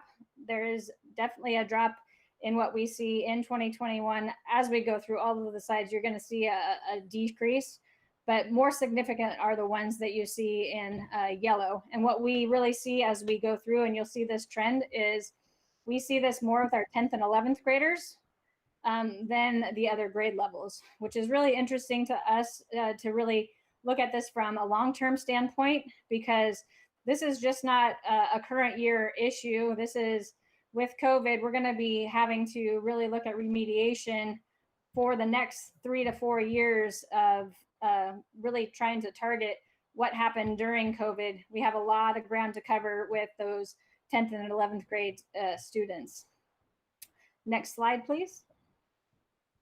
Now this is looking at our special ed students in language arts. One thing that was really great to see is when you look at our 12th grade students in English language arts for special ed, you'll see that that difference between last year and this year is not very much. I think when we look at the overall difference between special ed and our gen ed students, it is significantly higher with the F rate, not as much in English as the other subject areas, but nice to see that with our 12th grade students. I think that there's a lot of efforts going to ensuring that our 12th grade students pass their classes and really ensure that they get to graduate this year with our current credits. You know, we want to make sure that we're providing a solid education for our students in all of the content areas as well as the subgroup populations. Next slide. When we're looking at EL, you'll see that this is definitely where we see a lot of concerns, and I think this is why our concern really when we started talking about the cohort model is why it's so important that our EL students are a part of those cohorts and we're able to bring them back. You know, when we talk about what it's like to be an English language learner, when you're face to face with your teacher, and now there's not only the distance, but now you're trying to learn through a computer, we're seeing these big decreases in their success. And English is one of those subjects that they are tend to struggle in to begin with. And now, you know, a huge red flag for us as far as what we're targeting as we go into second semester. Next slide. This slide is a breakdown of our math data by grade level. And you'll see some very similar trends as you saw with English. Is we have a similar percentage when we look at our scores for our 12th grade students. Again, 10th and 11th and 9th grade kind of snuck up a little bit in that area as we look at the math grades. But still, you know, looking at that 10th grade year, that is a big concern of ours as we kind of move forward. Next slide, please. And now here's your comparison for math data from 1920 to 2021. You'll see that when you're looking at again, the yellow highlights, those are a more significant difference in that 2 years. And an overall math percentage of Fs is 33.9%. Next slide. Now this is looking at what the special ed population is looking like in math. Interesting to see that there are some similarities, but then there are some differences when we look at, again, the 10th and 11th grade group of students in special ed. In special ed for math, we do have a 42.2% fail rate in math. Again, with our at-risk students, this is very concerning when we're looking at the success of our students in math. These are, when we look at the trends, students tend to struggle in math that are in special ed a lot of the time, but even more so when they're not in front of a teacher and having that support. And so looking at ways to develop supports even from a distance has been really a big topic of our conversations as we plan for second semester.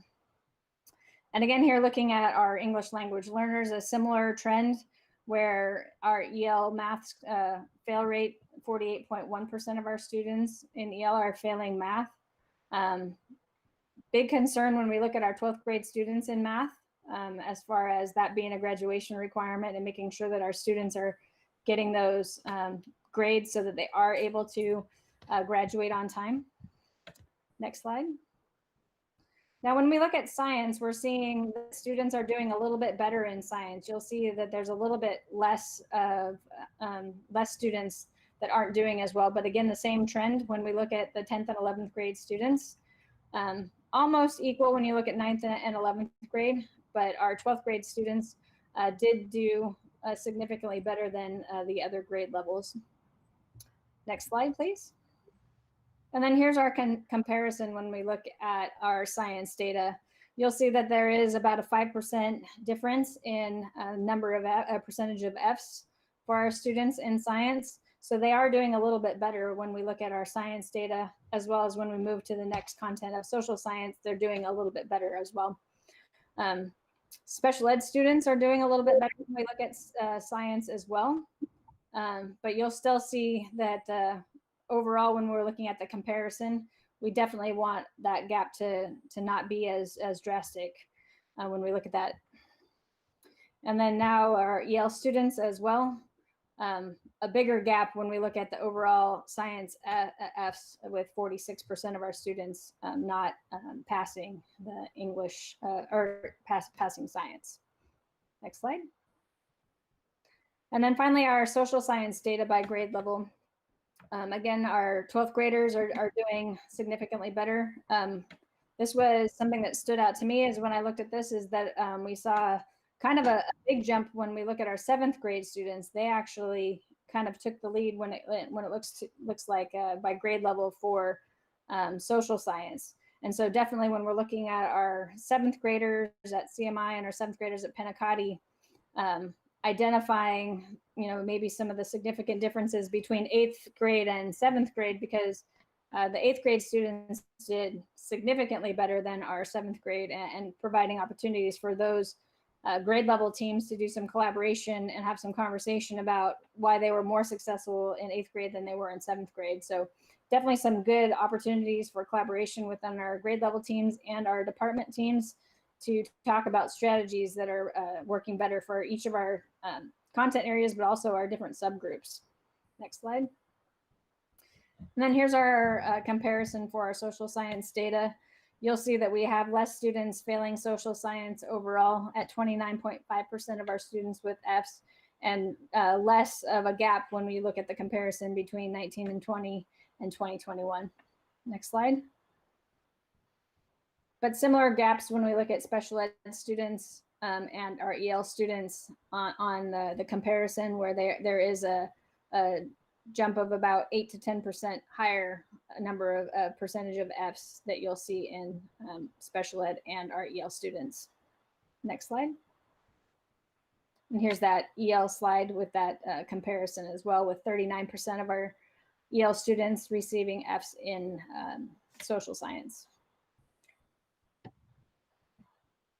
So as we kind of summarize kind of some of the key findings as we look at our grade data in particular, I think the biggest concern is looking at our seniors, because there's not that much real estate in front of us, and for them, this is the end of their final semester, so we want to make sure we're focused on them to graduate. So on the left-hand side, in regards to successes, 12th grade students have a higher success rate in science and social science, and so they're passing at a greater rate, 77% pass rate in their 4 core classes. And so, of course, seniors are engaged. They're going to work a little harder than most. I mean, they're just by and large a little more engaged. Well, that's not true. I mean, some of us had senioritis, if you remember being a senior. So some of you had kids their senior year.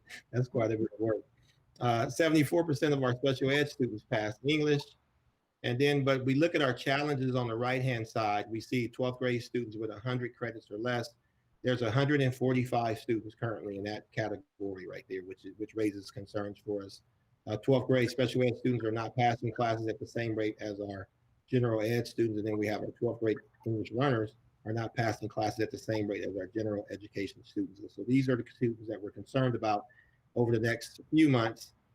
As we continue to monitor them, we have a few next steps that we're kind of doing behind, that we started doing actually last semester, trying to jump in and do some interventions for students. And so you see the initial one, credit recovery opportunities during winter break and during the school day, during the second semester. And so what we did last semester prior to leaving, we started identifying seniors that were already, we knew they were at risk of not graduating. And so those kids were able to go into credit recovery prior to leaving for the break, so they can start working on those classes immediately. We have the senior grad checks and parent meeting progress monitoring with our counselors.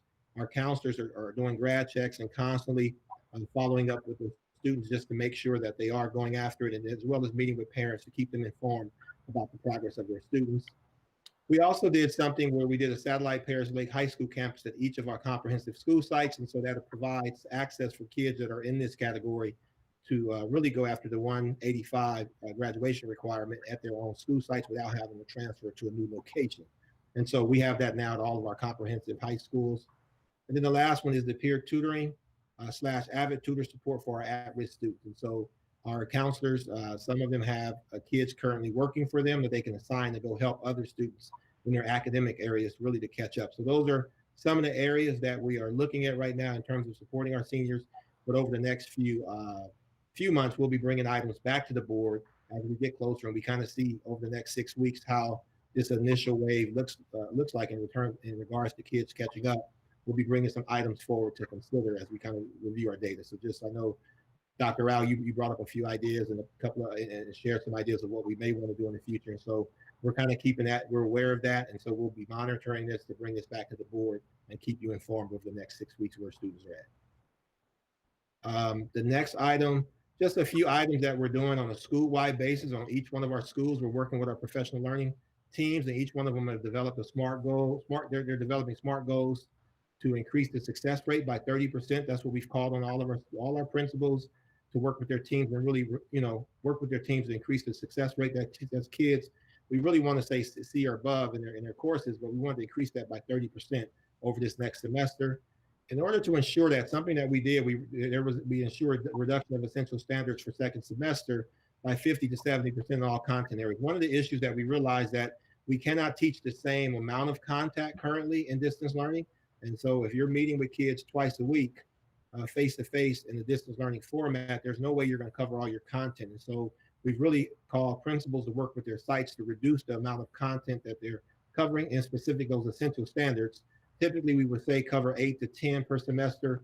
We're saying you're really looking at 4 or 5. That's all the time you really have. And so by helping teachers to reduce the amount of information they're covering, they can go a little deeper, but they can also do a better job of monitoring student learning.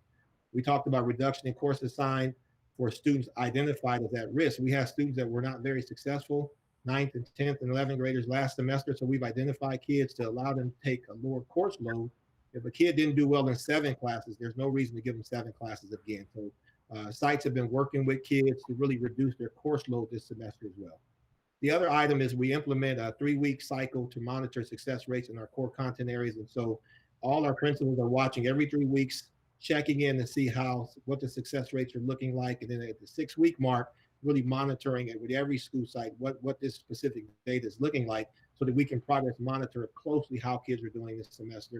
And the last thing, we want to ensure grades are updated every 2 weeks. And so it's super important to communicate with families in regards to their progress. I think our superintendent, he sent an email out to the entire district, just the importance of updating grades every 2 weeks. And I see, so parents are constantly aware and students are constantly aware where they're at in regards to their grades. So those are some of the specific action items that we've worked on for this semester. So with that, that kind of concludes our grading data. Are there any questions about grading data before we start with our kind of the work we've done around teacher feedback?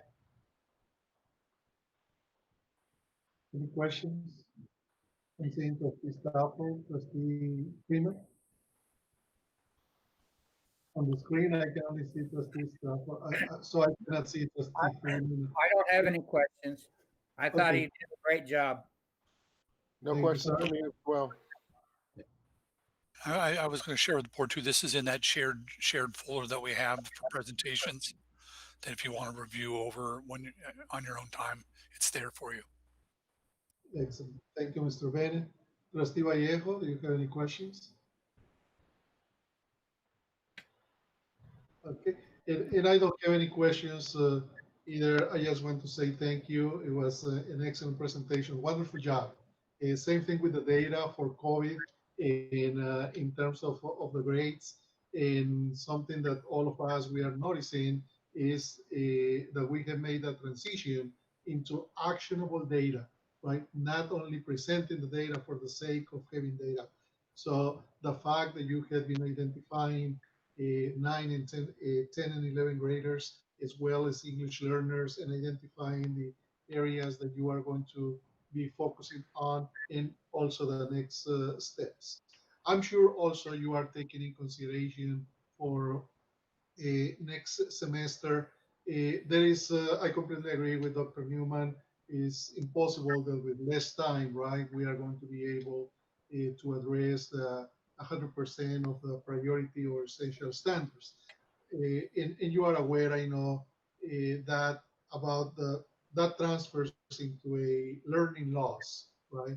So we have those priority standards, those essential standards are a prerequisite to be successful in the next levels in mathematics and in English and even in science and some other subjects, core classes. I'm sure you already started looking at how we are going to be trying to reduce, or somebody has been calling that a learning loss mitigation process, right? I'm sure you already talking about how we are going to be addressing that process, the learning loss mitigation, because this analysis is you share with us, it was taking in consideration just the variable of the grades. So if they are getting an A, but they are getting an A in less essential standards, so we can see the magnitude of the challenge that we have ahead of us.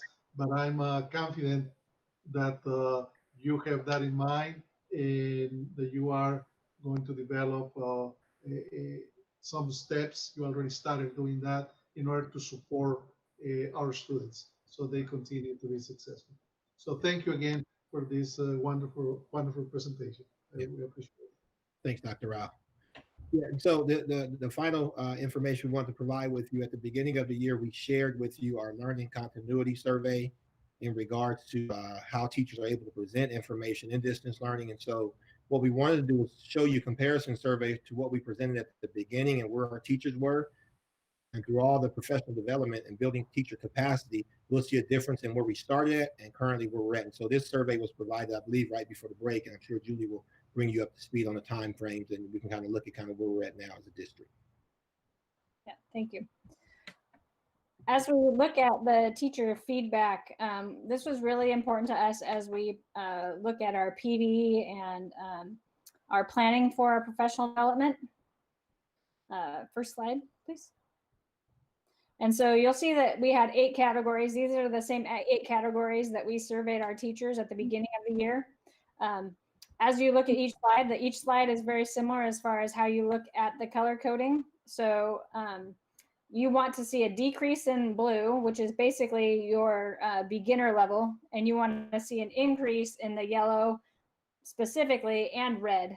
And you'll see that when we look at the comparison for our communication on how teachers felt confident and they understood the best practices for communication with their students and families, you'll see from August to December that we're seeing significant shifts in how teachers feel about their ability to communicate with students.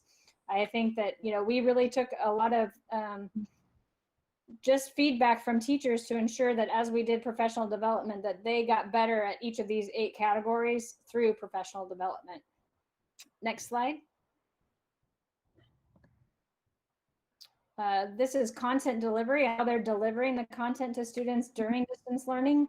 Again, you'll see a decrease in the number of beginning level teachers and an increase in that yellow category at that more advanced. And so we really like to see that that's moving, continue to move in the right direction. That means they're feeling more confident in what they're doing and their approach to delivering the content in distance learning. Next slide. Again, a similar growth when we look at the comparison, and this is the curriculum material, feeling comfortable with the curriculum that they're delivering through distance learning. We see that their collaboration with their content teams and grade level teams has really helped support that curriculum material through distance learning. They're sharing best practices, which I think has been a huge help for teachers to be able to share their methods, even share lessons where they're not killing themselves trying to do something new every day, but really sharing strategies. And we've seen that collaboration, not just within campuses, but across the district, across content areas. And that's been really fun to see. We see our Pinacati teachers collaborating with our Perris High teachers. So that vertical alignment, lots of good conversations about exactly what you just talked about, Dr. Rao, with the learning loss and making sure as our kids transition from Pinacati to Perris High, we know that there's going to be learning loss, but now that we have that collaboration really taking place, there's opportunities for the Perris High teachers to get ahead of that and know what to expect as the kids come in and have some target areas that they're going to focus on when they look at the curriculum as they start as freshmen. So some really great conversations around curriculum for sure. Next slide.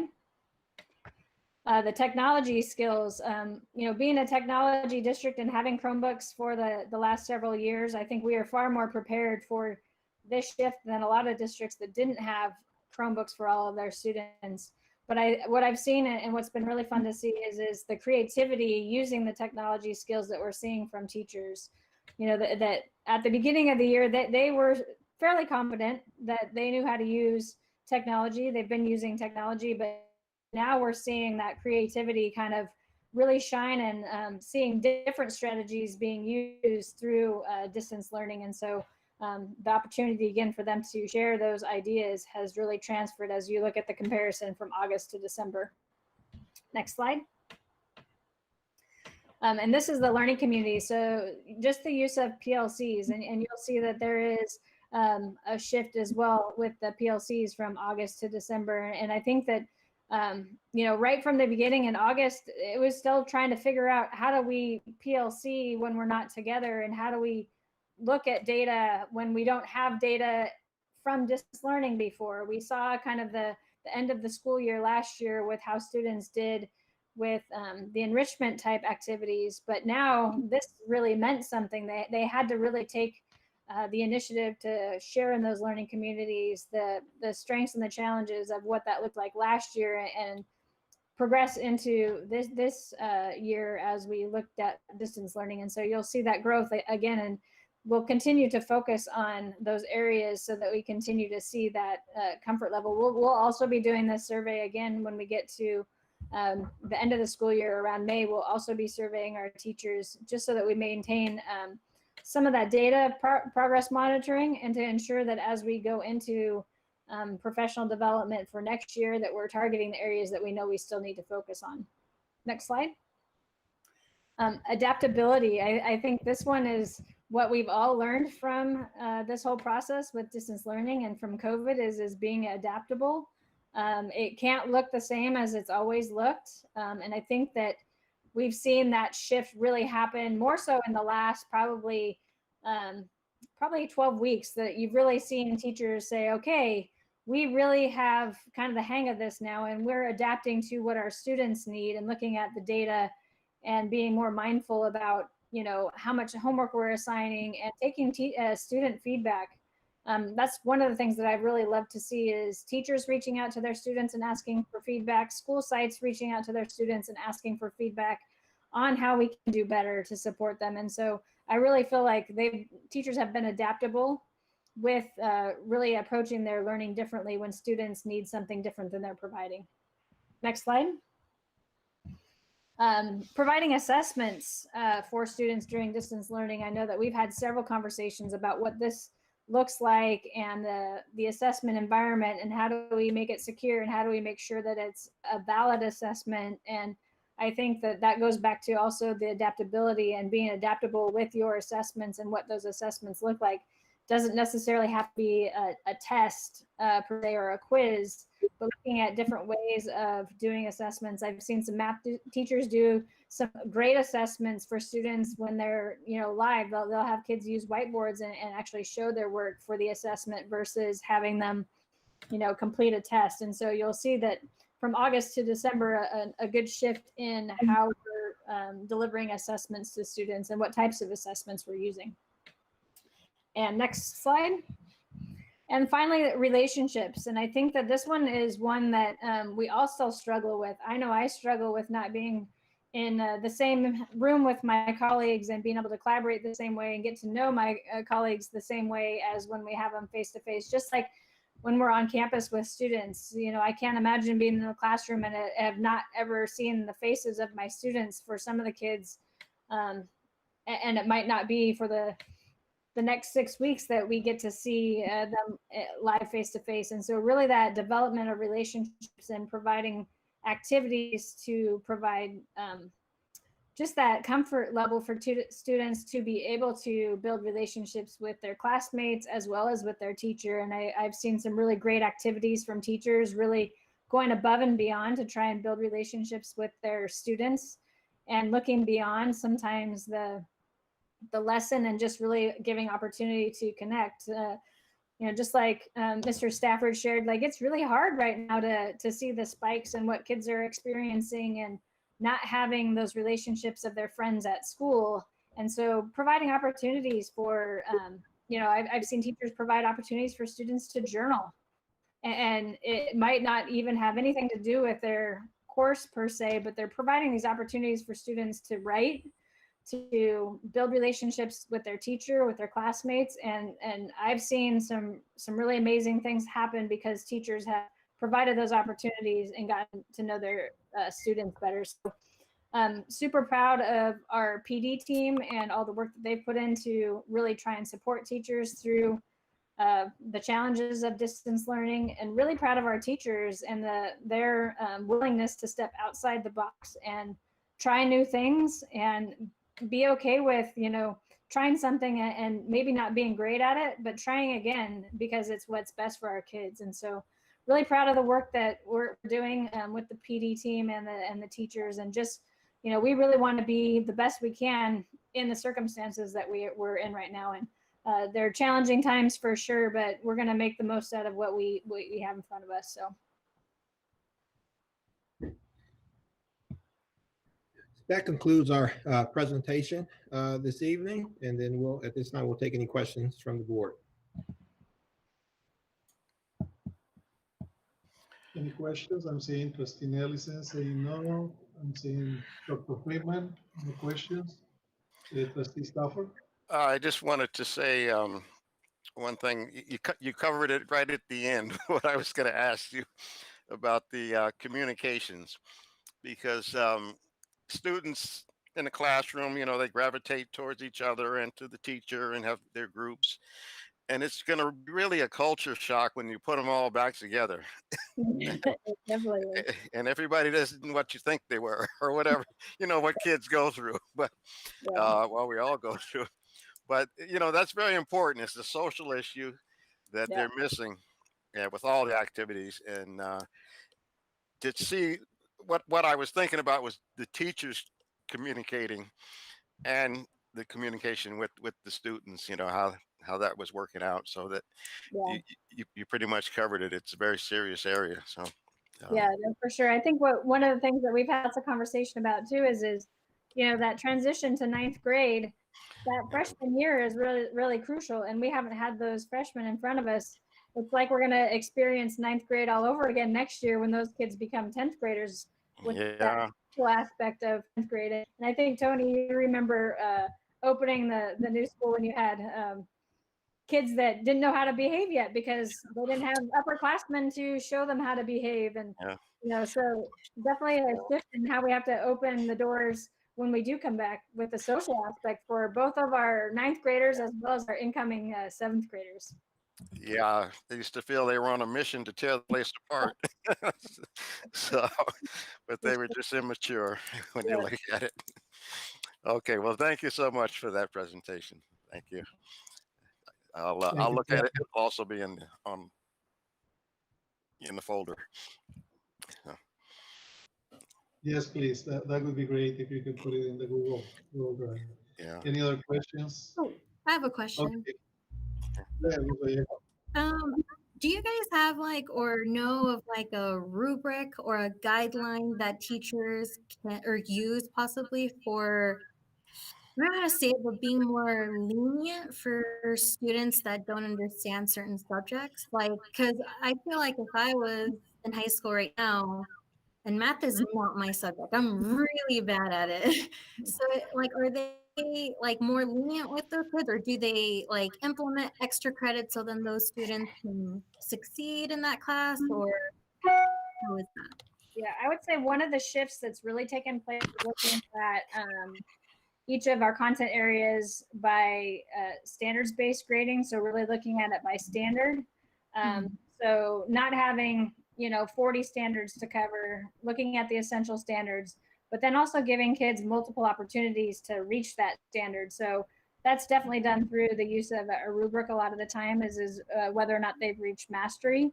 And teachers providing opportunities for students to retake tests if they don't do well, giving them another opportunity to show that they've mastered the standard, even over time. So it's not necessarily because, just like you're saying, you're not good at math, I'm terrible at math, and I wouldn't progress the same way somebody who's good at math.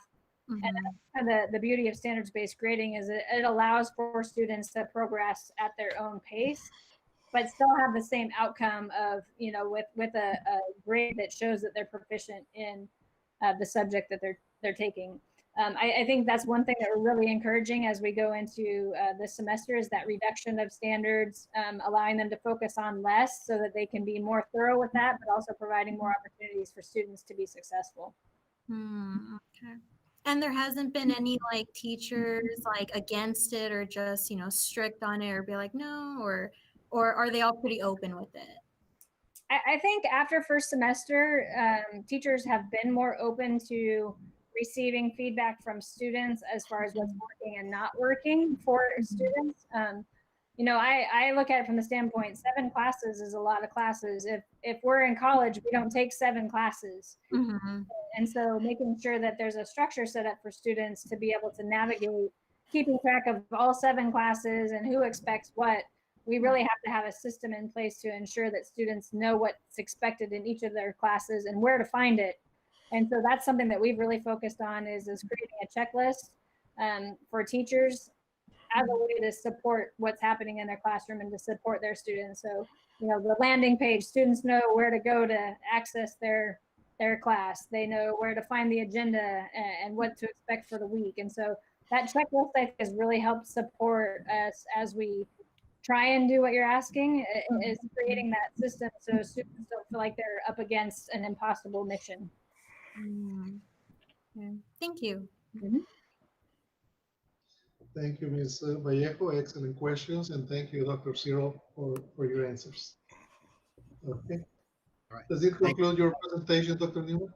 That concludes it. Excellent. Thank you. Okay. So we are going to go to our next agenda item, 13.1. It is an information item. It's the Williams Settlement Quarterly Uniform Complaint Report Summary for October to December of 2020. The next item, please.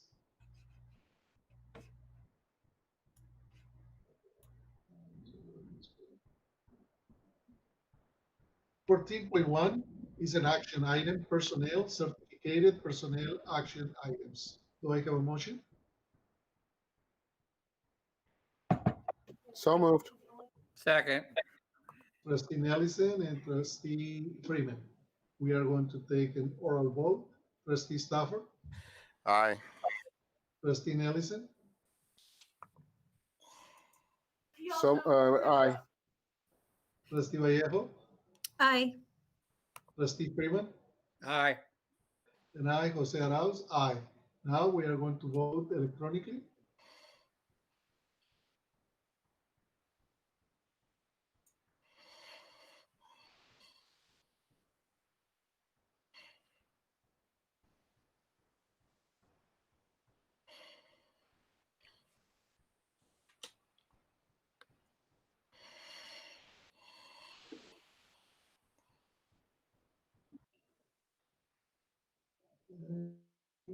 We're waiting for one more vote.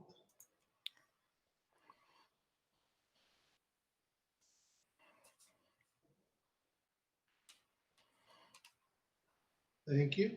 Action item 14.1 has been approved 5-0. The next item 14.1, 14.2 is also an action item, personnel, classified personnel action items. Do I have a motion? So moved. Trustee Stafford. Second. Trustee Vallejo. Now we are going to vote. Trustee Stafford. Aye. Trustee Vallejo. Aye. Trustee Nelson. Aye. And Trustee Freeman. Aye. And Jose Arauz, aye. Now we are going to please vote electronically. And action item 14.2 has been approved 5-0. 14.3 is an action item also, curriculum, multi-year agreement with instructure for the purchase of Mastery Connect funded through the Federal CARES Act Learning Loss Mitigation Fund in the amount of $126,697, not the general fund. Do I have a motion? So moved. Second. Trustee Hickman and Trustee Stafford second. We are going to proceed to vote. Trustee Stafford, Aye. Trustee Ellison, Aye. Trustee Vallejo, Aye. Trustee Freeman, Aye. Jose Arauz, aye. Now electronically, please. Action item 14.2, approved 5-0. 14.4 is also an action item, building and grounds. Ratification of change order number 22-003 for bid category 22. Trimark for the Liberty High School project, funded through various facilities funds in the amount of $98,399.65, not the general fund. Do I have a motion? So moved. Trustee Freeman, Second. Trustee Vallejo, second. And we are going to proceed to vote. Trustee Stafford? I have some comments. Okay, go ahead, sir. Now, this is a change order, right? Let me go back to my. Yes. We get a lot of these. There was one I was looking that the vendor couldn't provide the services. Is this the one? Necessary changes, dishwasher. No, Trustee Stafford, this is the one when the kitchen at Liberty was originally designed. That was done with the architect, and we have obviously a new. Well, she's not new now, but since the school was designed, nutrition services director, and so they've looked at it with our current terabytes program, and made some modifications there. Okay. Okay. Okay, I'm fine with it. There's going to be a lot of these, I know, but that's the way it works. Okay. Okay. So. Thank you, Trustee Stafford. Any other question? Okay, so we are going to proceed to vote. If we don't have questions or comments, I'm not seeing anybody. Trustee Stafford? Aye. Trustee Ellison? Aye. Trustee Vallejo? Aye. I think you. Trustee Freeman? Aye. Mr. Stafford, do you have a comment? Well, I think you already took the oral on this one, but that's okay. Oh, okay. Okay. I'm good. Okay, and I, Jose Arauz. So we are going to vote electronically. And action item 14.4 has been approved 5-0. 14.5 is also an action item, building and grounds. Award of bids for 17 categories for the Liberty High School Aquatic Facilities Project, funded through various facilities funds in the amount of $8,436,333, not the general fund. So moved. Trustee Ellison, second. Do I have a second? Second. Trustee Freeman? Okay. Now, any questions or comments? No. Okay. No. We are going to proceed to vote. Trustee Stafford? Aye. Trustee Ellison? Aye. Trustee Vallejo? Aye. Trustee Freeman? Aye. And I, Jose Arauz, aye. Now we are going to vote electronically. And action item 14.5 has been approved 5-0. 15.1, the next action item is information item, curriculum, revised course web crew leadership for middle school. Can I have the next item, please?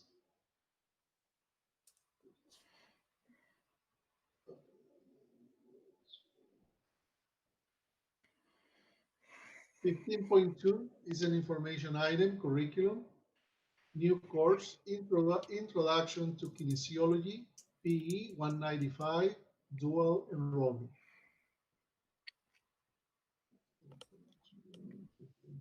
15.3 is also curriculum. It's an information item. New science course, biosustainability meets A through G requirements. 15.4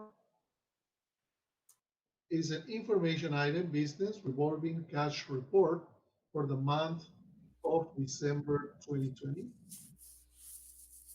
16.1, a closed session if necessary.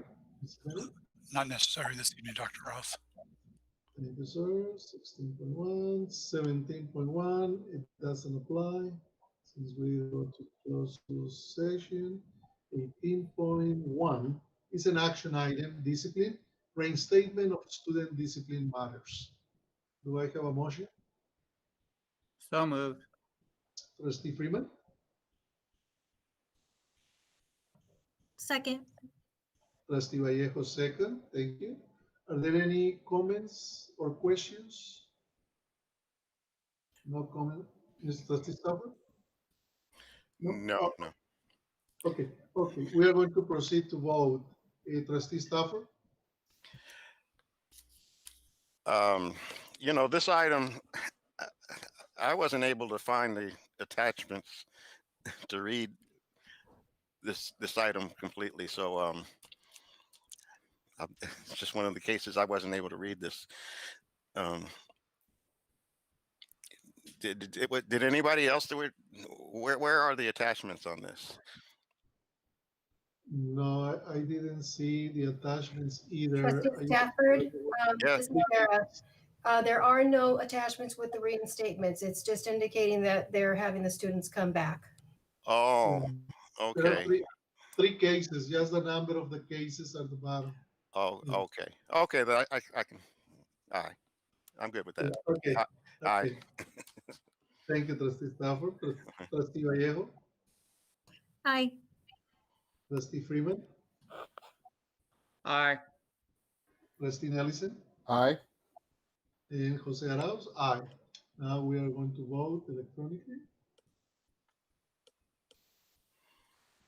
And action item 18.1 has been approved 5-0. 19.1, other items by our superintendent, Mr. Ram Bennett. The only thing I would like to offer, or do any of the board members have any things they won't put on the agenda for the next meeting as we're moving forward? Any presentations, any information that you want? Mr. Bennett, I think I would like to make sure that we have something that has a defined specific analysis of the governor's proposed budget. Okay, got that. Mr. Bennett, Kirk was going to give me the information that I had requested next meeting. So we're fine. I'm fine with that. Okay. Nothing for me this month. Okay. Yeah, no, I'm good. Nothing for me. Nothing from me at this time, Mr. Bennett. Okay, very good. We'll get that information that was asked for the next meeting. Okay. And that's all I would have for this evening. Thank you, sir. Next item is also information item, other items by the Board of Trustees. We are going to go with Trustee Stafford. There was something. Now we've moved on so far.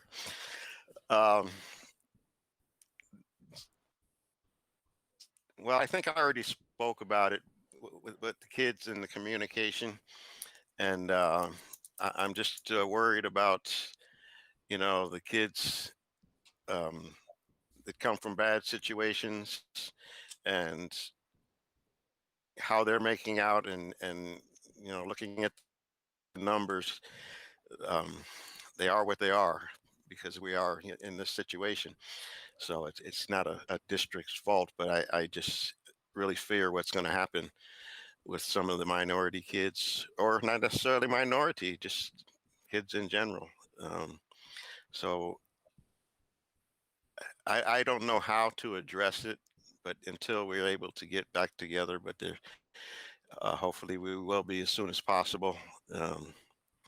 And I have confidence that we can do better. I never get any information these days about national rankings. And I'm wondering, where's California coming in? Anybody know that offhand? I don't know. I used to always get that and always know, well, yeah, we're last, we're the worst, but we weren't always the worst. But where are we? And what are we doing? And are we doing the right thing here? Because, we're doing some great things. And I'm just worried that the students aren't going to, we're losing so much time. So it really worries me. Okay, that's all I have. No more comments. Okay. Thank you, Trustee Stafford. Trustee Nelson. Nothing for me right now. Thank you. Thank you, sir. Trustee Vallejo. Yeah, nothing for me. I'm good. Thank you. Okay, thank you. Trustee Freeman. Thank you, Mr. President. All I would like to do is mention that I had the opportunity to meet our new board member with Mr. Bennett at his office. I think that it's really a good idea for anybody to be able to do that. As I told them, that way I know that it's not Grant and Joe just creating a CGI board member so they can control the board. I was very impressed upon meeting her, and I think you would be too. She's more than just a person on the screen. That's all. Thank you, Dr. Freeman. And from my part, I just want to say thank you for sharing that, Dr. Freeman, and I'm looking forward to meeting and knowing the educational philosophy of Ms. Vallejo and Mr. Bennett. Yeah, I'm looking forward to that. I just want to say thank you to all the cabinet members, specifically Dr. Newman and Dr. Cyril for the wonderful job with the presentation tonight. I really was impressed also with the input from our teachers. Thank you for taking that in consideration, for getting that input from the teachers. They are the ones who are working with our students, who better than the teachers, right, to give us an input, the opinion of how they are doing. And I'm really happy to see the big improvement and how they are feeling that they have improved a lot in collaboration. That's above all, that is so important, right? Because when they are collaborating and they are successful, that increases collective efficacy, and that transfers into our students. Congratulations again to all the teachers who were recognized tonight. A very well-deserved recognition. We are very proud of you. Okay, that was it on my part. Then we are going to go to the next item. That is 21.1, an action item to adjourn this regular board meeting. Do I have a motion? So moved. Trustee Stafford, second. I think Dr. Freeman has a second. Dr. Freeman, second. Okay, so we are going to vote. Trustee Stafford. Aye. Trustee Nelson. Aye. Trustee Vallejo. Aye. Trustee Freeman. Aye. And me, Jose Arauz, aye. Now we are going to vote electronically.